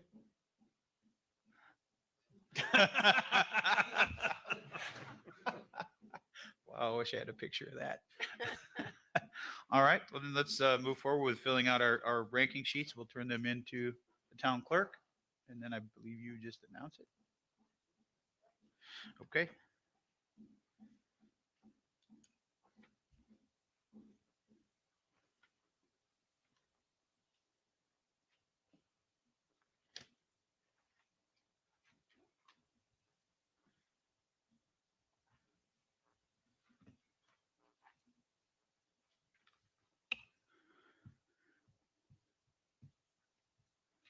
And Mr. Town Managers,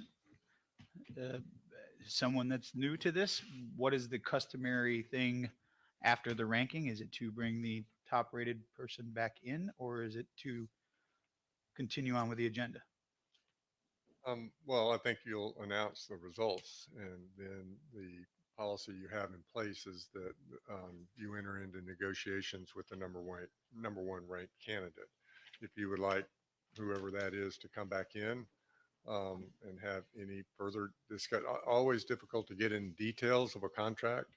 And I'm not sure if your town attorney's really ready. I know John sent out several examples of contracts. Keith and I haven't gotten through all of them, and I don't know what our role really is in it. But this is always a delicate part of the process, and I think you want my suggestion or advice is that you allow your attorney, possibly Keith and I, and Linda to work with if y'all want to appoint someone to do that. But I always try to protect y'all.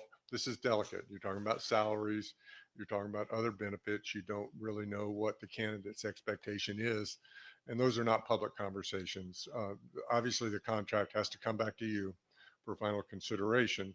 And it was our hope, it doesn't have to happen this way, is that, and we only have about a week or two to do that for your agenda on the 17th. And then that would allow a period of time for if you approve a contract for the person to get its life affairs in order and show up sometime in May. Two of these candidates are currently employed. They'd have to give notice to their current employer. The other two aren't, but I don't know what's going on in their life and what their plan is. So that's a long-winded answer to say, if you want to talk to whoever's ranked number one, that's entirely up to y'all. They were asked to hang around. But the way your policy says is you will now enter into contract negotiations with the number one ranked candidate. Yeah, I guess I wasn't suggesting that we bring them back in there for contract discussions. It was just is it customary to congratulate the top ranked person, or is it you just move on? If that's your desire, we'd certainly, I'm not sure there's a I'm- customary process in Okay, this. well, that's, I guess, what I was We're- getting at. I guess it's- to me, I guess it doesn't necessarily matter. I I can think it's- certainly leave the room and go out and, talk to all of them and share results of what happened here and wish everybody the best. And then whoever the number one candidate is, give some idea of where we go from here. And I can do that while y'all move forward with your agenda. Okay. Wouldn't it be better though to have the contract negotiations separate and brought back on Oh, the absolutely. 17th? That's what he's, that's. Okay, that's what what we're I said. talking about. That's what I Okay. said. Yeah, Absolutely. And if you don't conclude in Direct time, the town attorney and town management to engage in those negotiations. And if council members would like, you can delegate a single council member to be involved in that process, or you can just leave it to us to take care of. Well, I think let's figure out who the top ranked candidate is, and then we'll get to the who we want to work on those negotiations. Okay. Andrew Hyatt had a combined score of 5. Seth Lawless had a combined score of 12. Jeff Shoebridge had a combined score of 14, and Jeff Wilkins had a combined score of 13. So in rank order, it would be Hyatt, Lawless, Wilkins, and then Shoebridge. Okay. So is there any discussion as to preference, whether it be the town manager, town attorney, and do we want a liaison, if you will, from the council to be part of those negotiations? Mr. Mayor, assuming Councilor Woodson is comfortable, I would recommend that Councilor Woodson be the liaison from the council to join with the interim town managers and the town attorney to begin that process. I have no objection to that. If Counselor Woodson I'm is totally comfortable. comfortable with that. Okay. Yeah, I concur. Let's leverage some of that HR experience. I'm in agreement. So it'll be the town managers, town attorney, and Counselor Woodson in negotiations that you'll bring back contract recommendation on the 17th. that needs to be a motion and a vote. So moved. Is there a second? I'll second. All those in favor signify by saying aye. Aye. Opposed? Hearing none, motion carries unanimously. Would you like for me to go invite Mr. Hackett? Sure. Well, if he wants to. Shall we wait for you? Okay. You can take a If we'll take a quick 5-minute break and we'll come back in, we'll say 2:40.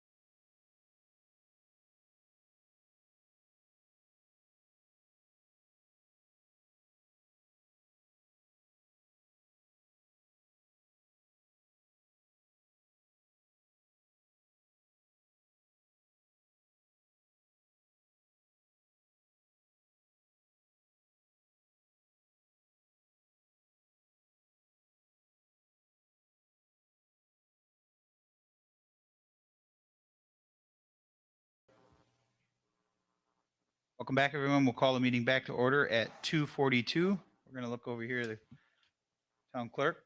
Yep, we re-added the scores over the break, and we have just a slight change of order. Okay. The combined score of 5, Andrew Hyatt was in first place. Jeff Wilkins came in second with a combined score of 11, and both Seth Lawless and Jeff Shoebridge tied at 14. Okay. Victor, you have anything to add? No, Mr. Mayor, town clerk and I went through it just to make sure we had our math right, but looks like we're good to go. Okay. Keith, you had something to add to the discussion? Not about this, but I was just informed that we're probably going to undergo an island-wide boil notice for water here. And if you're on the alert system, we'll probably get an alert in the next short bit over the chlorine residuals of the water we were actually receiving from Lee County. So it's nothing that we've done or not done. It's the water that's coming in. The chlorine is above the standard for chlorine. So we'll receive that boil water notice. And I didn't want y'all to get surprised during the meeting or Mr. Or Town the public. Manager, just for people who aren't familiar with the term boil, is it just for drinking? In other words, can people still shower? Is it safe to shower and use the water? Or is it just drinking only? we'll check that and get that information. All right, thank you. And the question I would have is, does boiling, I know it helps with organic contaminants. Does it boil off chlorine? My limited chemistry, it would aerate the chlorinated molecules so that you wouldn't be drinking it anymore. Actually, you'd inhale it then.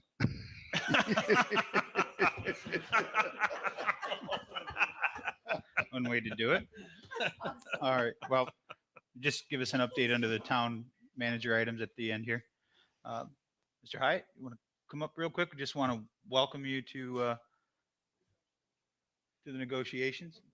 We're not going to negotiate today. We just wanted you to come up and say congratulations, and we look forward to you working with the staff and seeing where we go. Thank you. If I may, Mayor. Certainly. A couple comments. Yeah, it was a very pleasant experience. I must admit, I had a sense of community speaking to the 5 of you, to the staff, to everyone involved, and the passion that I felt from the commission, from the council. Excuse me, got to change my word now. It was very heartwarming, if you will, and not to get mushy or anything like that, but it just kind of gives you a comfort level of what I was working with, potentially going to be working with. And also I was interviewing you. I mean, that's a two-way street here. So I think that we had some good conversations, and I appreciate the opportunity and the faith you've shown in me. And we've already spoken a little bit, but I'll continue to follow the path that we lead forward. I'll head back toward Jacksonville tomorrow and, start that process. All right. Thank you very much.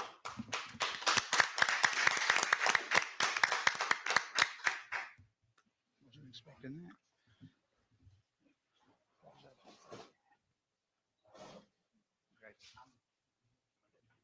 Yep, you're good. Thanks. All right, our next agenda item is administrative agenda item D. It's ITB-23-10-AD, emergency for temporary restoration. It's to adopt resolution 20.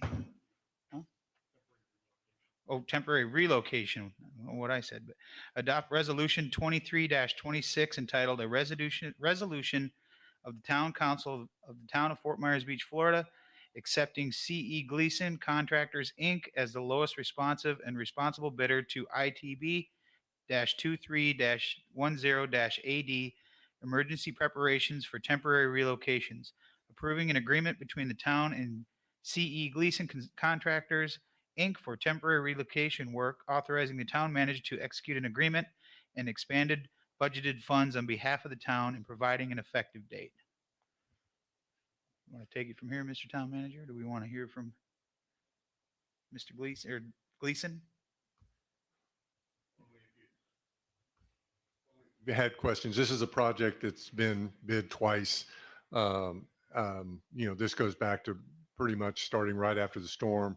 The person that really pulled this project together was Larry Johnson, who was one of our lone helpers from Peterson, Larry Peterson. I'm sorry, from the Jacksonville area. Anyway, he's not here. We're just trying to advance getting Bay Oaks Community Center open back up. So what it will be used for is a work in progress. There's still lots of options. The original concept was we were going to move everybody, into that building, and that's certainly not the case right now. We're in modulars, and we hope to stay there for a while, or at least until we decide something different. But again, there are still lots of options on the table, and we have till November, I believe, in these trailers. So plenty of time but we're just wanting to get Bay Oaks open back up. Is there any questions for staff? Or I see the Gleason Group is in the audience. If there's any questions for them. Vice Mayor Earl? I just want a clarification from either the town manager or the Gleason Group. Of course, there's the needs of the town and the town hall, but obviously everybody's aware of the needs of the beach school. And is it still the town's intent to try to make to certainly make the deadline of August 10th to have that Bay Oaks facility be ready in part so we can serve the after school programs for the kids? I'd let the contractor, I'm not sure what's your anticipated completion date on the project? While they're coming up, I have also, once you get to the next item and decide if you're going to move forward with your engineering work, we've begun a negotiation with DRMP, who's been an engineer of record on Bay Oaks for a while. And I felt we needed, in consultation with Keith, a project manager to make sure that everything's done the way it's supposed to be done. And if you approve the engineering list, then we're going to ask for, it's within our spending authority to do, but wanted to give you a heads up. They may not even know that yet. There wasn't really an engineer on the job. So we'll have to connect them with this engineering company and move forward from there.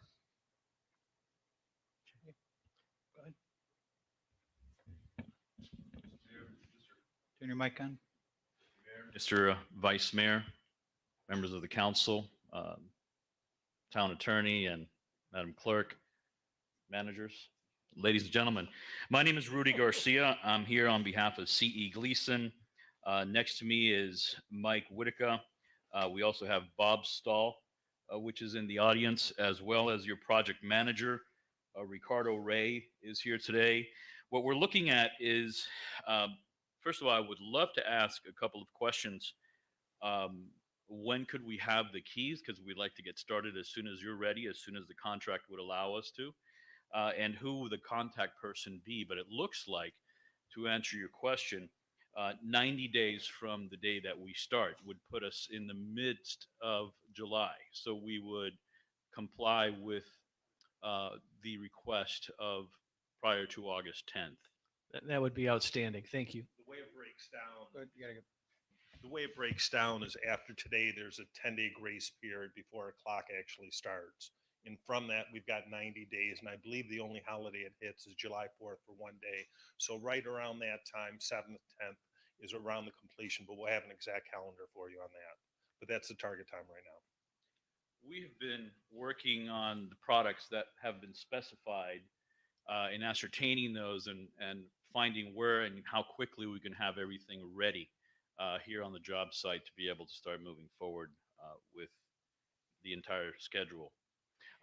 The key, I think, is our communication with the city, who the lead person on behalf of the city will be, how we organize our form of communication with you, be it one conduit, so that we always have a standard to everything that needs to be asked and everything that needs to be complied with.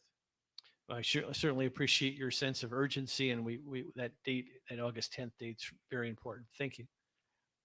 Mr. Mayor, if I may. Yes, sir. My intention, if you know a little bit about my history, I was a former chairman of the budget, former member of the Florida House of Representatives for 16 years, 10 years in the Senate, and seeing what communities go through. For example, what we went through after Hurricane Andrew. I was the chairman of the legislative delegation, which we brought back over $1 billion to recover. I have talked to both managers about the issues of education. I will be in Tallahassee tomorrow as well. As a matter of fact, I drove in this morning from Tallahassee just to be here for your meeting. But I'm looking for ways that we can help address the issues of the FTEs and the FEFP issues to be able to open up those the classroom and the school as quickly as possible. I may have some suggestions, and that's something that we would like to do to help on behalf of the city. I also shared with the city clerk that as a gesture of friendship, we would love to fly flags at your city town hall area, flown the flags that we will bring flown over the state capitol, both the USA flag and the Florida flag, as a gesture and our partnership that we would love to have with you as this pilot program develops for other cities and counties in our state of Florida, which is what my dream is. But we're here to be your partners, to help you, to help the community, and do everything we can to make this project and any other project that we work with in a timely form to help you as best as we can. All right. Thank you. Thank you. Any other questions for Gleason? Thank you, gentlemen. Is there? Yes, sir. Yep. Got to go back to the mic. Would love the keys as soon as possible. And would love to know who we can start working with, because we're here to start working today. Let's get our contract signed. Thank you. Is there a motion for resolution 23-26? So moved. To Second. Okay. Got a motion and a second. Any discussion? All those in favor signify by saying aye. Aye. Opposed? Hearing none. Resolution 23-26 passes unanimously. Next agenda item is Administrative Agenda E, RFQ-22-25-AD, ongoing miscellaneous professional services. Accept the recommended rankings for RFQ-22-25-AD and authorize the town manager to enter into negotiations with the top 5 ranked firms under each category for ongoing miscellaneous professional services. Town manager? Keith's staying on his phone, which means I have to get on the mic. So this is, as I mentioned before, this was one of the procurements that we had to pause after the storm because of the 200 CFR language that FEMA requires. So it's taken us a long time to get here. But this gives you a menu of options for engineering services on the multitude of different projects that you'll have over the next several years.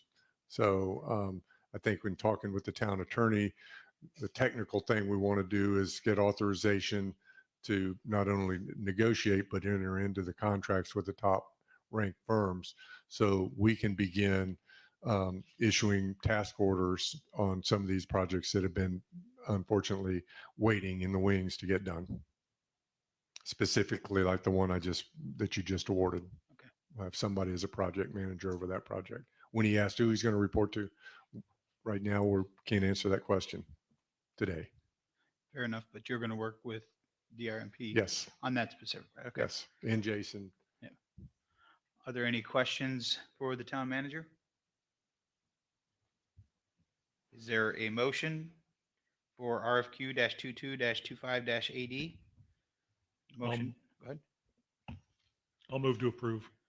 Got a motion to approve. Is there a second? I'll second. Is there any discussion?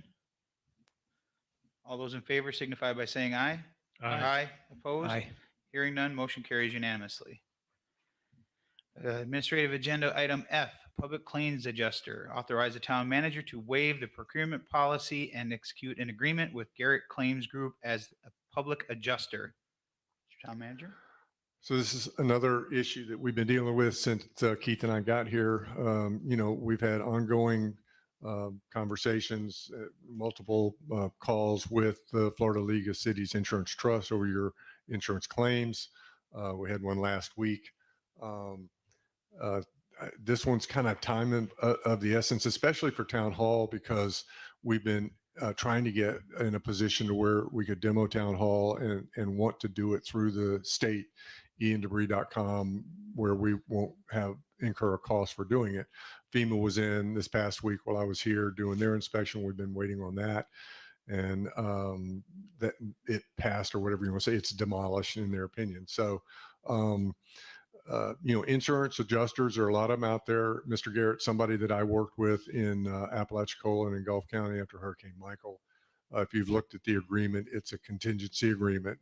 He only gets paid if he gets more above what the league right now is telling us that we'll get on our claim, which is slightly above $7 million. So the agreement just brings an adjuster on board. I don't know if you've used public adjusters. You just need someone that talks the language with the insurance company and advocates on your behalf. I don't think Keith and I can speak for myself. I'm just not an expert enough to know how hard to push the league in terms of our claim. We pushed and pushed, and with pro bono assistance from Mr. Garrett all along the way. He's been involved in some of our conference calls and helped us at least navigate to get to this point in time. And just clarity for the public that may not be watching. So he would essentially get anything at 8% above $7 million, roughly. 7.1 at 110.73. It's an odd number. $7,100,110.73. And if he gets nothing, he gets nothing. Correct. Are there any questions for the town manager? Mr. Town Manager, I don't question your decision on this. I'm just for the people again who may be watching, your decision to use a public adjuster versus go right to our legal counsel. Your thinking behind that, just for curiosity purposes. Well, you go through this negotiation process, and if you get to the end, you still have the option of going to court. I mean, so this is an interim step before you would ever get to a point where you're at an impasse and you end up in court. If we get that far down the road, then the town attorney will step up and end. But right now, we're still negotiating. This person just looks at your policy in detail and compares your wind and your flood and maximizes the claim that you get paid by the Florida League of Cities. And he gets paid by getting more money for you than the league is currently willing to pay. Thank you. And just for a little clarity for my fellow council members who may or may not know, or the public, that this is essentially the last hurdle that we need to go through to be able to get town hall demolished and removed and start that rebuilding project. The longer we wait, the longer that's going to sit there, and the less chance we have to get it picked up under the state's iandebriscleanup.com. If things go as there's planned right now, he would have a structural engineer in the building next week, and that's the last step. He just needs somebody on his team to look at the building. Okay. Is there a motion to authorize the town manager to waive the procurement policy and execute an agreement with Grant Claims Group and Public Adjuster? So moved. Got a motion. Is there a second? Second. Got a motion and a second. Any discussion? Yes, technically, I don't know. It's Garrett, not Grant. Oh, I'm sorry, Garrett. Evidently, I can't read today. Thank you, Councilor King.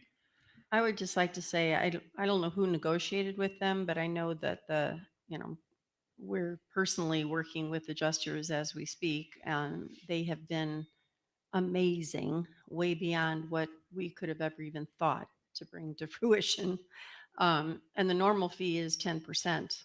So whoever negotiated the 8%, kudos to you, because it's usually, I haven't found them to be much in negotiation. So that's great. Any other discussion?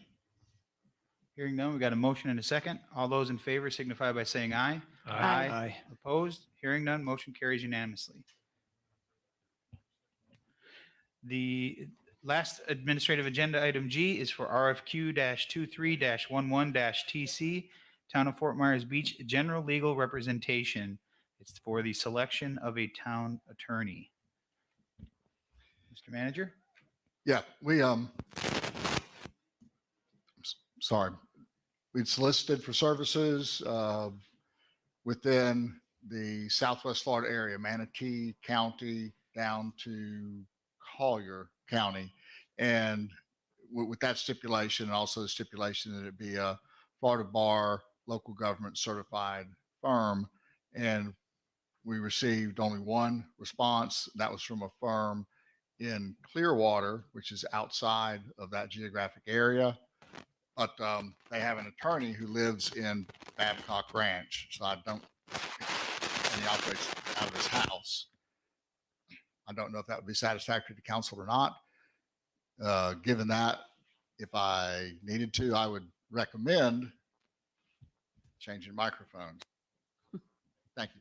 I would recommend perhaps going back out with a little bit different criteria, maybe the same geographic area, so that we do still have a local presence, but that we don't require the local government certification, because that's not necessary. It may sound like it is, but it's just like and maybe council could, or our attorney could explain better, but to me, it's like they have environmental certifications, land use certifications. You're still an attorney, you still have that expertise, but it's like an additional bar exam is what I was told. It's a little more in depth than that. A board certification means you can advertise yourself as an expert. It's a pretty intensive process. I think there's only 200 in Florida that have that certification. So in Florida, you cannot advertise yourself as an expert in local government law unless you have that certification. Whether or not you find that necessary is your decision, but that's just the information. And of course, another option is to continue with our existing service. I would say that option, attempt to negotiate with the attorney that lives in Babcock Ranch with the firm out of Clearwater, or resolicit, correct? Or retain. Right, I said that one first, or retain. So Has your, have your phone calls been returned to this firm or this gentleman? no, I did place a call. It landed in their Clearwater office. I talked to a receptionist and said she would forward the call. He was working remotely, and she was working remotely, and I've not received a call back. It's been about 2.5 weeks. Any questions for the town manager? Procedural question, Keith. Is item G phrased to reflect putting it out for a new RFP? In other words, if we were to move item G, would that reflect the desire to put it out for a new and different RFP? Item G says selection of county attorney. So I would say it requires a motion for the direction that the county council would prefer to go. So essentially be very specific in your motion. Correct. Thank you. So this certification, Keith, that you would like to, if we go that route and you would like to dismiss, is that something? So you said I mean, how important is it? Let me put it that way. And do we currently have it? Is it something that we would be really missing out on if we didn't have it?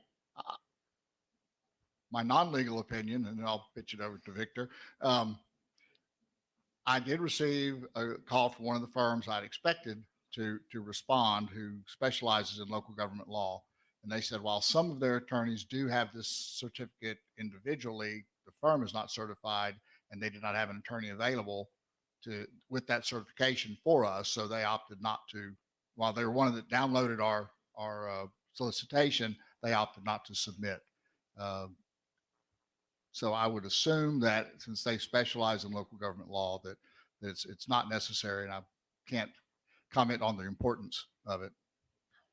It's a level of protection. The Florida Bar is the one that gives out these certifications. It's not done by a third party. I'm not certified myself. John is. It's a very selective process. Are there attorneys who are very good at what they do that don't have certifications? Yes. But the ones that do have it are generally good. It's less of a risk because they can advertise themselves as experts, and the Florida bars approve them as such. And with that, Victor, as a law firm, because if you have one person in your law firm that has this board certification, can you advertise as a board certified law firm, or does it have to be individually statused? it's based on the individual attorney. So the attorney can advertise themselves as an expert in that area of law, and they've been approved as such by the Florida Bar. But you can't have another member from the firm advertise himself as an expert. It doesn't apply to the firm as whole. It applies to that individual attorney. And how does it work in the attorney office world? If one person is board certified, but isn't necessarily the one that would be the town attorney, in this case, you're here, but you're not board certified. Correct. But I would assume you still have access to the resources of the board certified Correct. attorney? For example, the way we have it set up now, John is your city attorney, and I assist him. But your city attorney is board certified. And from what I understand is that the firm has to assign us an attorney who's board certified to have that qualification. And Victor, you said less for risk. Could you be a little more specific when you say risk? Well, if you say we want an expert in this area of law, if you just limit it to Florida Bar certified attorneys in that area of law, they've been certified by the Florida Bar, which is the governing organization for attorneys, as an expert. But there are other attorneys that have similar experience that don't have that certification. It's a voluntary certification. You have to apply for it. So to say on one end, it's less risk because someone has approved, the Florida Bar's approved that person as an expert. They've gone through the process, they've been tested. Can somebody else be just as good? Sure, but they haven't been approved by the governing organization as one. All right. So we'll bring it back here to the council for some discussion. You look like you're ready to say something, Vice Mayor. Victor, to the mayor's, I'm not sure you completely answered the mayor's question. With respect to additional risk, are you talking about litigation risk? No, what I mean is if you're setting certain qualifications, you want somebody who, I think the word was expert or had expertise. If you want to limit it to that pool of experts, it has to be a board certified attorney because you can't advertise yourself as an expert otherwise. But from a practical standpoint, that does not have any practical impact on the town, except for the way we've phrased it in the RFP, correct? Correct. Okay, thank you. So it has no practical input or no practical effect on the town having a board certified attorney. It's a qualification issue. It's if somebody's been approved by by a governing body as an expert, then you can label them an expert. But I assume also that certification comes with some examinations and study and things. That's correct. So it's a selective process. You have to go through testing. You have to have certain experience. So it's a way to certify expertise. And so you said there may be somebody out there who has expertise without certification, but you really don't know. Correct. Mr. Town Manager, you awful chatty over there. Got something you'd like to say? Well, I wanted to point out that, Keith, this was put together by one of the recovery contractors that we had on board that were all phased out last week at our 6-month anniversary. So it is for Keith and I, it's an area we don't normally. I've never been involved in this. You know, there's always separate. The way you go about hiring your town attorney is separate than the way you hire a town manager. We're helping you with the town manager. This is a little different. I mean, these are things like you know, they're in this solicitation. We put one in the packet. You know, there has to be someone available to kind of answer questions. There's a law firm that wants to submit needs to be well educated on the work at hand and the amount of caseload, the amount of hours involved, obviously rates that are there. So there's a lot, and we don't have the person anymore that put this together. So I don't even know if we can get from them a Word document to where we could amend it if you decide to amend it. And I think that's partly why you only got one response, is there was just not much communication. I don't know how many calls were made. I think there's a phone number in here someplace that you can call. I don't know how that worked. Was it posted in the proper places? The Florida Bar has its own kind of website. It did get the Florida Bar. So, you know, if you go forward again, obviously what you hope for is a better response to your request and more options going forward. So just want to make sure that works in your favor the next go round. So just a question too. How does the cost of the proposal from this legal service compare to the costs of the service we have now? I haven't seen the response from the firm. So if they proposed a rate structure, I haven't seen it, nor could I comment on how it compares to the one you have with your current attorney. I have not compared it. So this was essentially just a potential acceptance of Just the negotiation. like the manager. Just like a manager. You know, you have to negotiate with whomever you decide to negotiate. I think the plan was, just like you went through today, is you would bring in, I mean, if you had a whole bunch, you'd have to screen just like Keith and I did. But if you had 3, then you'd probably bring them in for interviews and talk to them and ask questions, and they'd ask questions of you, and then you rank who you want to or don't rank. You know, that's your decision. Okay. Well, in an effort to move this forward, I think I'm not personally comfortable in giving a contract or entering into negotiations to a company that, one, isn't here, and 2, hasn't responded to phone calls. It just doesn't make me feel very comfortable. And I would support going back out for bid with the removal of the board certification to potentially open up the responder pool, if you will. That's kind of where I'm at, but I'll let my fellow counselors weigh in. You know, I would totally agree with that. And I would also want to really look at specifics of what we need as a town right now.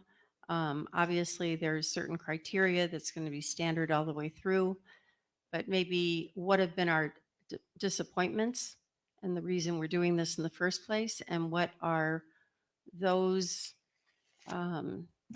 skill sets or soft skills or whatever you want to call them that are highly important to us at this juncture. And maybe I don't know what those are in that RFP, but maybe it's something that we could add to. So let me make a suggestion here. This is a very unique situation where you're at least having conversations about transitions in both your top leadership spots in the town. And it's just hard. Imagine that Mr. Hyatt, who will be on board in the next 30 days, we hope, plus or minus, certainly not something that you would want him to have to say grace over, I would suggest. Keith and I can only help as much as we can. I obviously have been around a long, long time, and I have legal acquaintances along the way. I have a good friend who's offered pro bono to assist this is with Neighbors Giblin law firm, probably one of the most reputable local government firms in the state of Florida. What we all want, I assume, is this process to be open and fair, and there's share of information, as you said, so that the results are something that's successful. If you're going to do it again, it just has to result in a better outcome. And I'm just throwing that out there. I'd hate to see Mr. Hyatt inherit this, and I don't, Keith, but and we're still trying to hire a good procurement person, and certainly don't want a brand new procurement person to come in and be thrown in the midst of a town attorney selection process. So I'm just trying to think of outside the box how we can get help to make this process successful in the end. And now this comment that I don't see any compelling reason to change our attorney. We've already lost an enormous amount of administrative know-how, institutional knowledge. I think that it's just more turmoil, and no one to me, has stated in any kind of real terms what their problem with the attorney is. We're already talking about dumbing down the attorney. We have a quote here that's actually from farther away from Miami, and proximity was supposed to be one of our criteria. I just don't see any reason to. We have more important things to do than be changing the attorney where no one has expressed specifically what the problem with our existing attorney is. And also, we can't match those qualifications. Well, I can tell you, I've said it before, and I'll say it again. I'm not saying anything that I haven't said to John, or I haven't said publicly, the lack of response that we get from our current law firm in a timely fashion is horrible. No other way to say it. It's horrible. You shouldn't be waiting 3, 4, 5, 6 days after someone commits to you that they will get you something and it still doesn't show up and you have to call and ask where it's at constantly. That is not providing good service, in my opinion. That is why I didn't want to continue the contract a year ago before the storm. So personally, that's why I feel it's not in the best interest of the town, because I have not seen a good enough improvement in our legal services to warrant not at least looking at other options. But I do agree with you, the institutional knowledge and some of the lawsuits that are out there, they're in the middle, but a lot of that's the Florida League of Cities is carrying that load for us. They're the ones that actually have the institutional knowledge as well as our attorney. But unless I see a drastic increase in responsiveness into, we got dealt a pretty big blow. We can't sit around and wait because someone's too busy to help out our town. And that's my 2 cents. Well, and I would think that knowing that your firm is on the line, that responsiveness, if that was really important to him or them, that it would have turned around totally since the time that we started this till now, and it hasn't. So I don't hold a lot of hope for it. See, in my conversations in council, the only thing I heard was lack of trust, some vague things. Well, there is But, some lack of trust still. Well, and again, it hasn't been expressed to me clearly what that is. I think that if we want to put that as an ultimatum in front of our attorney, it's a little hard to enforce because it all depends on what you're asking for. Some things taken a lot of time to drum up, some things don't. I've certainly, in my conversations with John, he answers the phone. If he can't, he gets back to me pretty quickly. I've had no problem at all with communications with him. And Councilor Veach, I don't mean to cut you off, I want to apologize, but I don't disagree. If I call, John calls back. But I'll give you an example. 3 weeks ago, going on 3 weeks ago, I asked for a simple volunteer form for one of our parks for volunteers that wanted to help clean it up. I still do not have it. I was told I'd have it by the weekend. It's been almost 3 weeks later, and I still do not have it. We can't have that. And that's a simple volunteer form. Imagine the delays we have with complex forms. Remember what we went through with the town manager's agreement. It was supposed to be an easy thing, turn into a month and a half, 2-month process. That to me, it's not a trust issue. I completely trust John. I think John's very knowledgeable. I think John knows exactly what he's doing. He gives us very good sound advice, but we're working in a time-sensitive time frame now where we have to respond to things quickly. We have to be able to procure things quickly once you go through the process. And I don't feel that that's one of the lugs that have come off the wheel, if you will, in my opinion. And to use the town manager negotiation as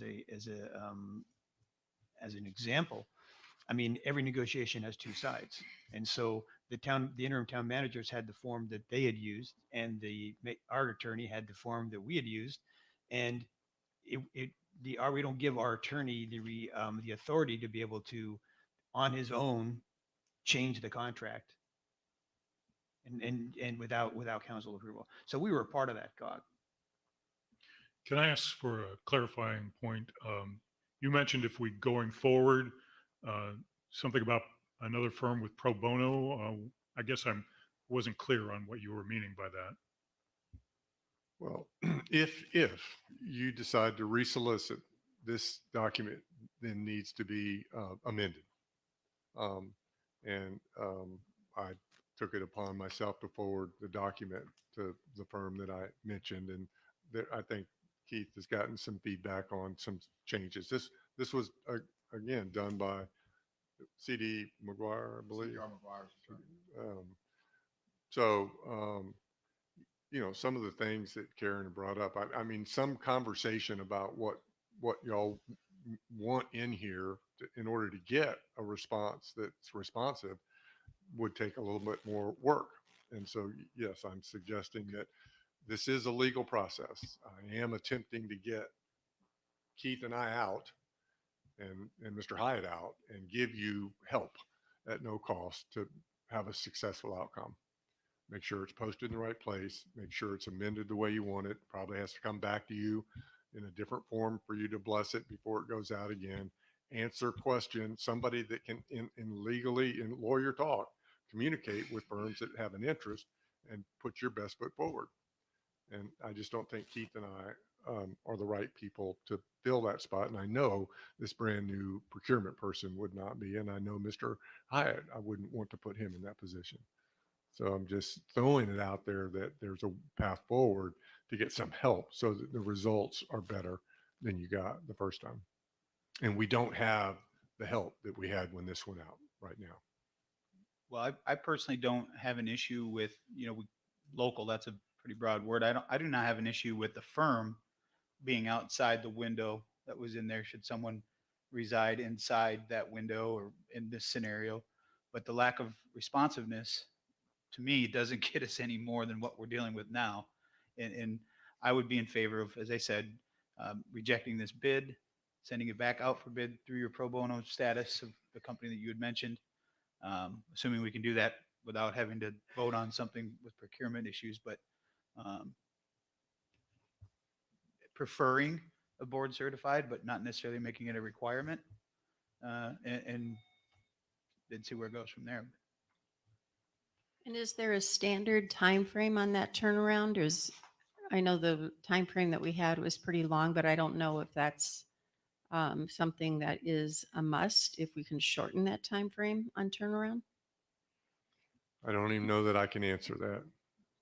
I'm just not familiar enough with this process to say what's the standard, unless Keith has. But again, these people that have, and this firm has no interest in the long-term work here. So I'll say that publicly too. This firm has no interest in the job. So they're just willing to help. And for the sake of trying to get it right, we have a very competent attorney in a law firm. They do lack a few skills that I think are very pertinent. But to your point, Councilor Veach, it's not necessarily a rush to make something happen, at least in my opinion. I feel that we've got representation. John has repeatedly told us all, he's your town attorney Until until three of you don't want him to be. Right. I think he's told all of us that. And I'm not sure, your example too, Dan, about you wanted a form from him. I'm not sure if an individual counselor really has the authority to request something of the town attorney like that, because he works for the council as a whole. But you could, I don't know why I couldn't. I mean, it's not something that we would just implement. It would have to be something that you draft up that we'd look at like a contract, like anything else. Am I mistaken here, Victor? Or? That's I don't know the specific circumstances of what you and John had discussed, so it's hard for me to comment on it. But and that would be something to take up with him. Yeah, but my point, because he works for the council as a whole. If I were to go and ask him to draw something up and take his time and take his resources and town resources, then I would expect that to come through the council. Well, okay. Because we have this again. I don't mean you particularly, but we're a weak mayor form of government where our authority is as a council, not as individual council people. I was simply using it as an example of a simple volunteer form that could have been brought before council, because we can't do anything, as you said, without everybody approving it. But we don't, I mean, he works for all of us, just like he works for the community. I mean, he would have to answer questions to the community, but I guess I kind of see your point, but I don't really see your point. But it doesn't change the fact that you're comfortable with where you're at. I'm not. I don't think some of the other council members are either. And where do we go from here? I did. Neighbors Giblin. So, Victor, the pro bono law firm that because obviously it would be awkward to have our attorneys put together a solicitation for something that could replace them. What is the process to allow the town manager to, would we have to put it out through a normal procurement process to? If you're retaining them as your town attorney, even in the interim, then yes, it would be the same process. Putting it out. We're not No. proposing to retain anybody as No. a town attorney. No, we're proposing to Get their input. take to reject this bid potentially and use the services of a pro bono attorney to redo the RFP process or the request for proposal. Would we need to go through what is a process we have to go through if we want to do that? Well, you'd have to move to resolicit the RFQ, and then you could work hand in hand with that company to come up with qualifications that are agreeable to the council. And then it can go out from there. All right. Well, I will make a motion to reject the current bid, to instruct the town manager to work with the pro bono firm to redraft the RFP, to remove the necessity for the board certified certification, although I would like to see the terms preferred in there, and try to figure out I don't know how to word it, but try to figure out some sort of wording that if you're outside the boundaries that you'd set, that we're not opposed to someone being inside those boundaries, but the office being outside it. Does that make sense? So do we need a motion to reject this first and then another motion to? Does that have to be two motions, Victor? I guess I should have asked that. I mean, you don't have any candidates, I don't believe. You have one, so it'd be a motion to reject it. We had one response. I guess the question would be, was it a qualified response since they were outside the geographic area? So we maybe had none because If you he didn't wasn't have any qualified. candidates, there's nobody to reject.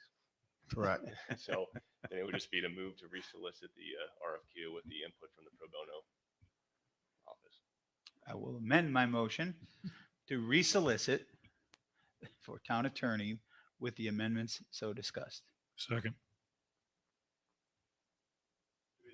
Clarification on your comment about the regional thing. I was not clear on your approach to what the region would. Right now, it's basically Manatee to Collier. But personally, for me, the region isn't as important as the responsiveness. As long as you're responsive, you're there when we need you, you get us things when we need it. That's more important than your zip code. So the regional requirement can go out. I wouldn't, that wouldn't be a huge necessity for myself, but I honestly, I haven't had any problem with the fact that I've never been to John's office. I'm never planning on going to the attorney's office, but it's really just puts a burden on the attorney. What I wouldn't want to do is have them charge us whatever their hourly rate is while they drive to a meeting from wherever they are. Right now, John drives on his own time, and Victor. well, my guess is that would be part of the negotiations should someone apply. Mhm. So we have a motion, we have a second. Is there any other discussion? All those in favor of the motion signify by saying aye. Aye. Opposed? Nay. Motion carries 4-1. Counselor Veach dissenting. I've heard that before. Next item is town manager items. Just a couple of things for the week that Keith assigned me to work down here, the anthills that I kicked. One of the biggest impacts this week, obviously, was the withdrawal of the resources, specifically in our community development department. So we lost a number of permit techs that were state positions, and we lost some code enforcement people that were state positions without going through the list. But working with the staff and checking with finance in terms of how we're doing with our permitting. Really don't want to get into a long conversation about permitting because it's a popular conversation that we all like to have. We're getting more positive comments from the public about our staff work, and I commend them for all that they've done. But those permit techs are important to us, and to cut to the chase, I think Keith and I are in a position to our custom is if it's not a budgeted position, then we have to come to you to ask for those positions to be added to the staff. And so we have 3 people that were on our team that went out the door Thursday or whatever that day was. And if we can get your concurrence, they've already applied for positions, a job description that was created.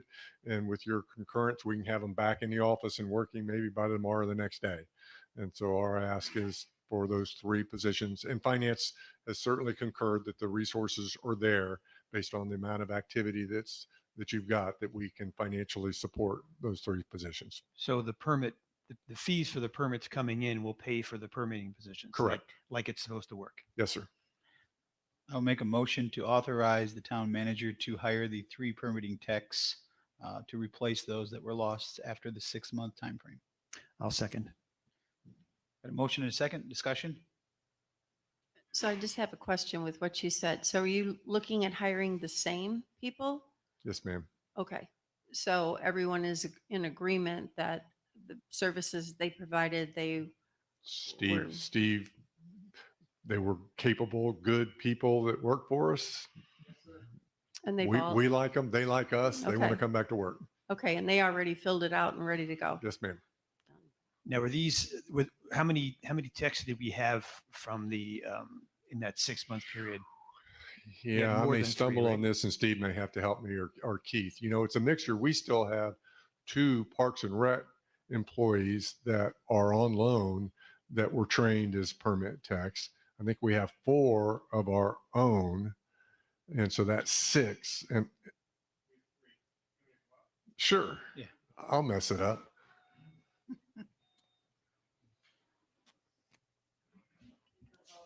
I stole your mic. I did.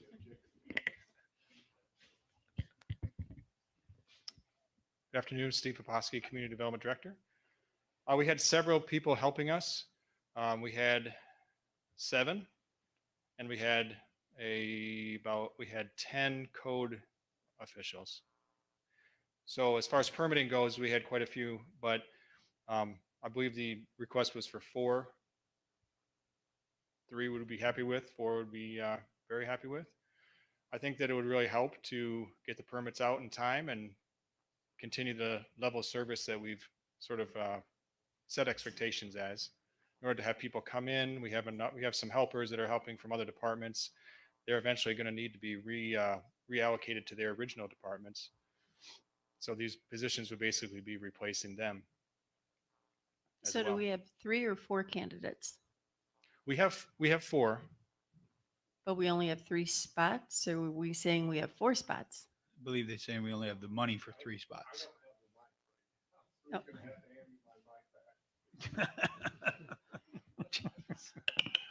This is where, like, I cautioned about how deep we dig. This is the beginning of all the work with me, absent. There's been a ton of conversation about what the future of this department looks like. The bigger challenge to me, above the permitting tech positions, are plans review people and building inspectors on our own. And this is where it gets complicated. These are contract positions that are very expensive, and in my opinion, are more important than permit techs. And I don't want to do anything to be negative about permit techs, but sending our plans to the East Coast and waiting for them to come back. And then when we, need building inspect, we just have to rely on the ability of folks with other contracts when they're going to show up. So anyway, my 2 cents, I'm tougher on Steve maybe than Keith might be or whatever. But, I'm an incremental person. Okay, so we lost some. Let's plug these 3 in. Obviously, when our Parks and Rec people have to go back to Parks and Rec, we're going to have to come back in terms of permit tech. But I try to get Steve to, give him a little bit and see how it works, and if we need that other one, we'll come back to you. But we're going to have to come back to you anyway, hopefully sooner rather than later, with a financial plan. We have to evaluate the money that we're spending with the contract people versus what it's going to cost us. I think there's work been done on job descriptions for plans review and for building inspectors, and then when you advertise it and recruit, then there'll be a negotiation on what you actually pay these people that are much higher level professional people that are going to be more expensive. And I'm more cautious. Instead of giving him everything he wants, he wanted 4, I said 3, and you want to go along with 4, or Keith does. Second. Whatever y'all want to do. I just want to make my point that there's much more work to be done.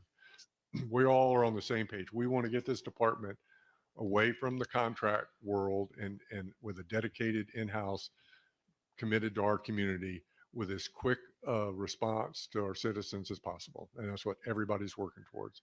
But it is a financial, as Mr. Beach said, this is a department that operates off the revenue that generates. And I think we've got a brand new finance director. I put him on the spot. Can I get these three? Absolutely.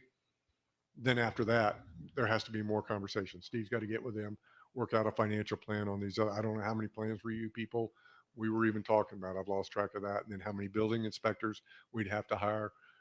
Anyway, so that's my 2 cents. But I would think that you talk about these contractors, the contractor fees, we're paying an upcharge for that. So the people that we would actually hire on staff, it's less of a wash. I mean, it's less than a wash by not having to pay the contract fees on top of that, correct? That's your hope. Well, I think when we get to that discussion with the plan reviewers and the building inspectors, we'll have that conversation. But I believe this conversation is specifically about permitting techs. And if what I'm hearing is the specialist in that office needs 4 and we can afford 4, I would give him 4. So I will amend my motion to give 4 permit techs. Do you have a 4th one, Steve? I guess I should say that before I amend my motion. Do you have a 4th person that's willing to come on that was here before that fits the same criteria as the 3 we're talking about? Yes, we have 4 from the original staff. Okay, then I will amend my motion to bring in 4 permitting techs, and we'll discuss the plan review and building inspectors when we get to that point. And so, and there is enough right now permits coming in for the fees to cover those 4 checks? Yes, sir. At the time there is. Ultimately, we want to provide the best service possible. We've opened up our doors and really expanded our services with, basically a lot of people are doing this for the first time. We're doing a lot of, one-on-one assistance with permitting. And in order to keep that up, we really need the staff. So did you make that in a motion? Mayor? Yes, I amended my motion to make it 4 instead of 3. I don't remember who was the second. I thought it was Bill, but it could have been me. Was I? I will amend my second to go with your motion. Any further discussion? All those in favor signify by saying aye. Aye. Opposed? Hearing none? Tell them to get to work. I don't need it. We're good. Jacob brought me another one. A couple of just quick odds and ends. Did want to report that we did also submit our DEO bridge loan application late last week. We have a meeting now, I see on my schedule, with DEO Secretary Ivy when we're in Tallahassee. We've been texting this weekend. I'm optimistic that the loan review process will be expedited and that we'll hear something in the next few weeks on our loan. That was for $11.9 million. I do believe also from staff that the FEMA bridge loan, $2.5 million, is culminating, and you may see those resources in the next couple of weeks as well. So, and I believe there's almost $3 million, 2.6, I think, from memory, additional insurance proceeds that should be received in the next week or so. So you're getting good news daily on the revenue side of the house. And just wanted to report that out. Also, we had spent almost full morning with Roger Desjardins, the county manager, and his 2 deputies last week. A lot of conversation about the CDBG DR program. That's the $1 billion that HUD brought down a week or so ago. The county will oversee. Mr. Beach and I have had some comments about workforce housing and his interest in that. He sits on the task force that Commissioner Ruane chairs from the county, and there'll be much more discussion about CDBG DR going forward. I think the mayor has Mr. Craig, I believe, the president of Tidal Basin visits later this week. We, the town, wants certainly to push the envelope on the allowable uses of the CDBG DR program. Um, Most of what we talked about with the county, in addition to waivers and such for CDBG DR, which you can ask for uses of the funding, is the Times Square planning process and opportunities that exist in Times Square for a partnership with not only the business community there in the town, but the county because of the resources they have there. So without getting too long-winded, I believe the commission will probably discuss some of this tomorrow at their meeting. So I just wanted to mention that those conversations took place. That's all I had. All right. Town attorney items. Discussion, Mr. Mayor. All right. Council member items and reports. Vice Mayor Adderholt. Just one. I just wanted to update my colleagues on the interlocal agreement negotiations that are going on with the Lee County School District. At a meeting last week, myself, our town council, and the chief counsel for Lee County, as well as the superintendent and his chief of staff.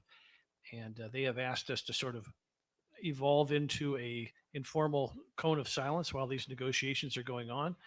And there is no draft yet of the interlocal agreement. They're currently working on a draft. And but based upon the meeting last week, I'm comfortable that the interests of the kids, the parents, as well as the town are going to be protected. And but obviously we have that draft. And as soon as we have that draft and it's appropriate, we'll disseminate it to the council and staff here for review. But that's kind of where we're at. So it'll probably take a week or two for the various councils to come up with that draft, and then we'll begin to have a working document. That's all I've got. Thank you.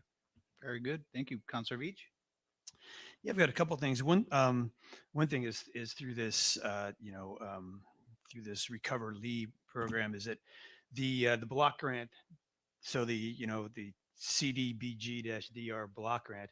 There's a lot of interesting uses it can be done for, and one of those, and I hate to get too acronymy, but I guess that happens when you sit on one of these committees, is the hazard mitigation grant program. Now, this is a program that can be up to $150,000 to raise a house or rebuild a house, depending on locations and some other factors. And there are lots of.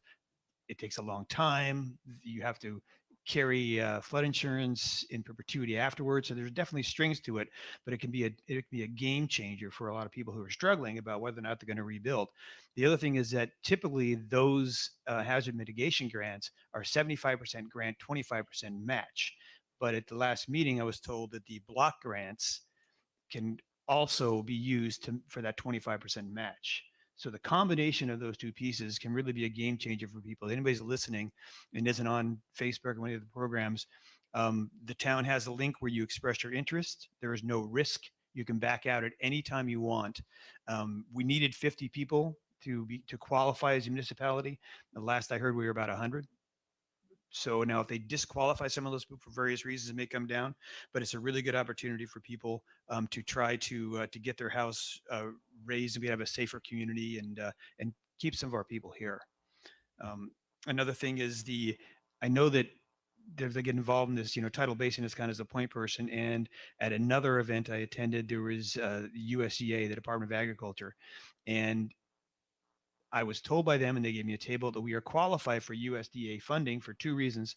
One is the size of our population. We're small enough. And the other is, ironically enough, that in the 2010 census, our average or median income was low enough to have us qualify. And so it's a very important thing because I met with the regional head of the USDA, and she was talking, $20-25 million potential in grants that could come from that.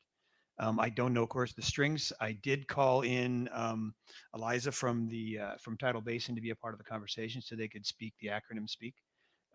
But it came me think that I would appreciate maybe at our council meetings if we would have a fairly regular presentation by Tidal Basin to where we are with all these moving pieces and grants, and maybe keep them to task a little bit.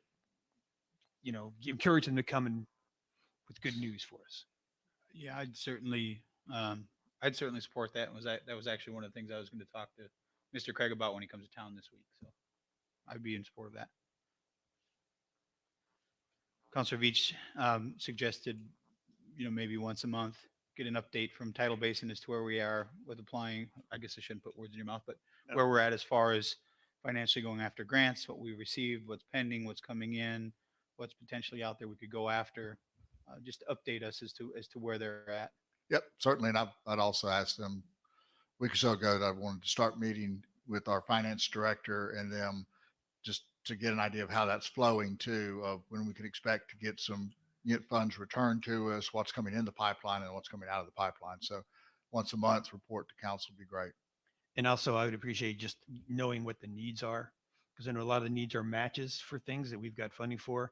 Just so when I go to the meeting or I'm filling out these intake forms, I know what our greatest needs are. And even if you don't get them, if you don't ask, you're guaranteed to get nothing.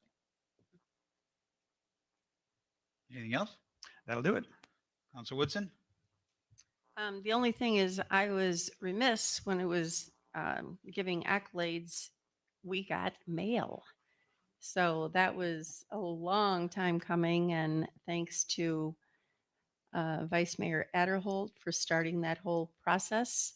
But it was just really refreshing. I was out of town and I came home to a mailbox full of mail and it was awesome. And our mailman came and he was tickled pink to be out on the road. He was just meeting people and big smile on his face. Now I'd like to see the over under when people are discouraged that they're getting mail. Anything else, Counselor Woodson? No, I'm good. Thanks. Counselor King? I guess I wasn't going to say anything, but I'll share that Friday somebody mentioned getting the mail and they said it was all bills, but they were still excited. So that's the end of my report or items. Perfect. I pretty much think we've covered everything. I don't have anything else to add at this time. So Move with to that, adjourn. is a motion? Is there, couldn't even get the words out. Got a motion to adjourn. Is there a second? I got Bill down there breathing down my neck. He wants to take over the. Yeah. Is that a second? I'll second. Got a motion and a second. Any other discussion? Hearing none. Is there, all those in favor signify by saying aye. Aye. Aye.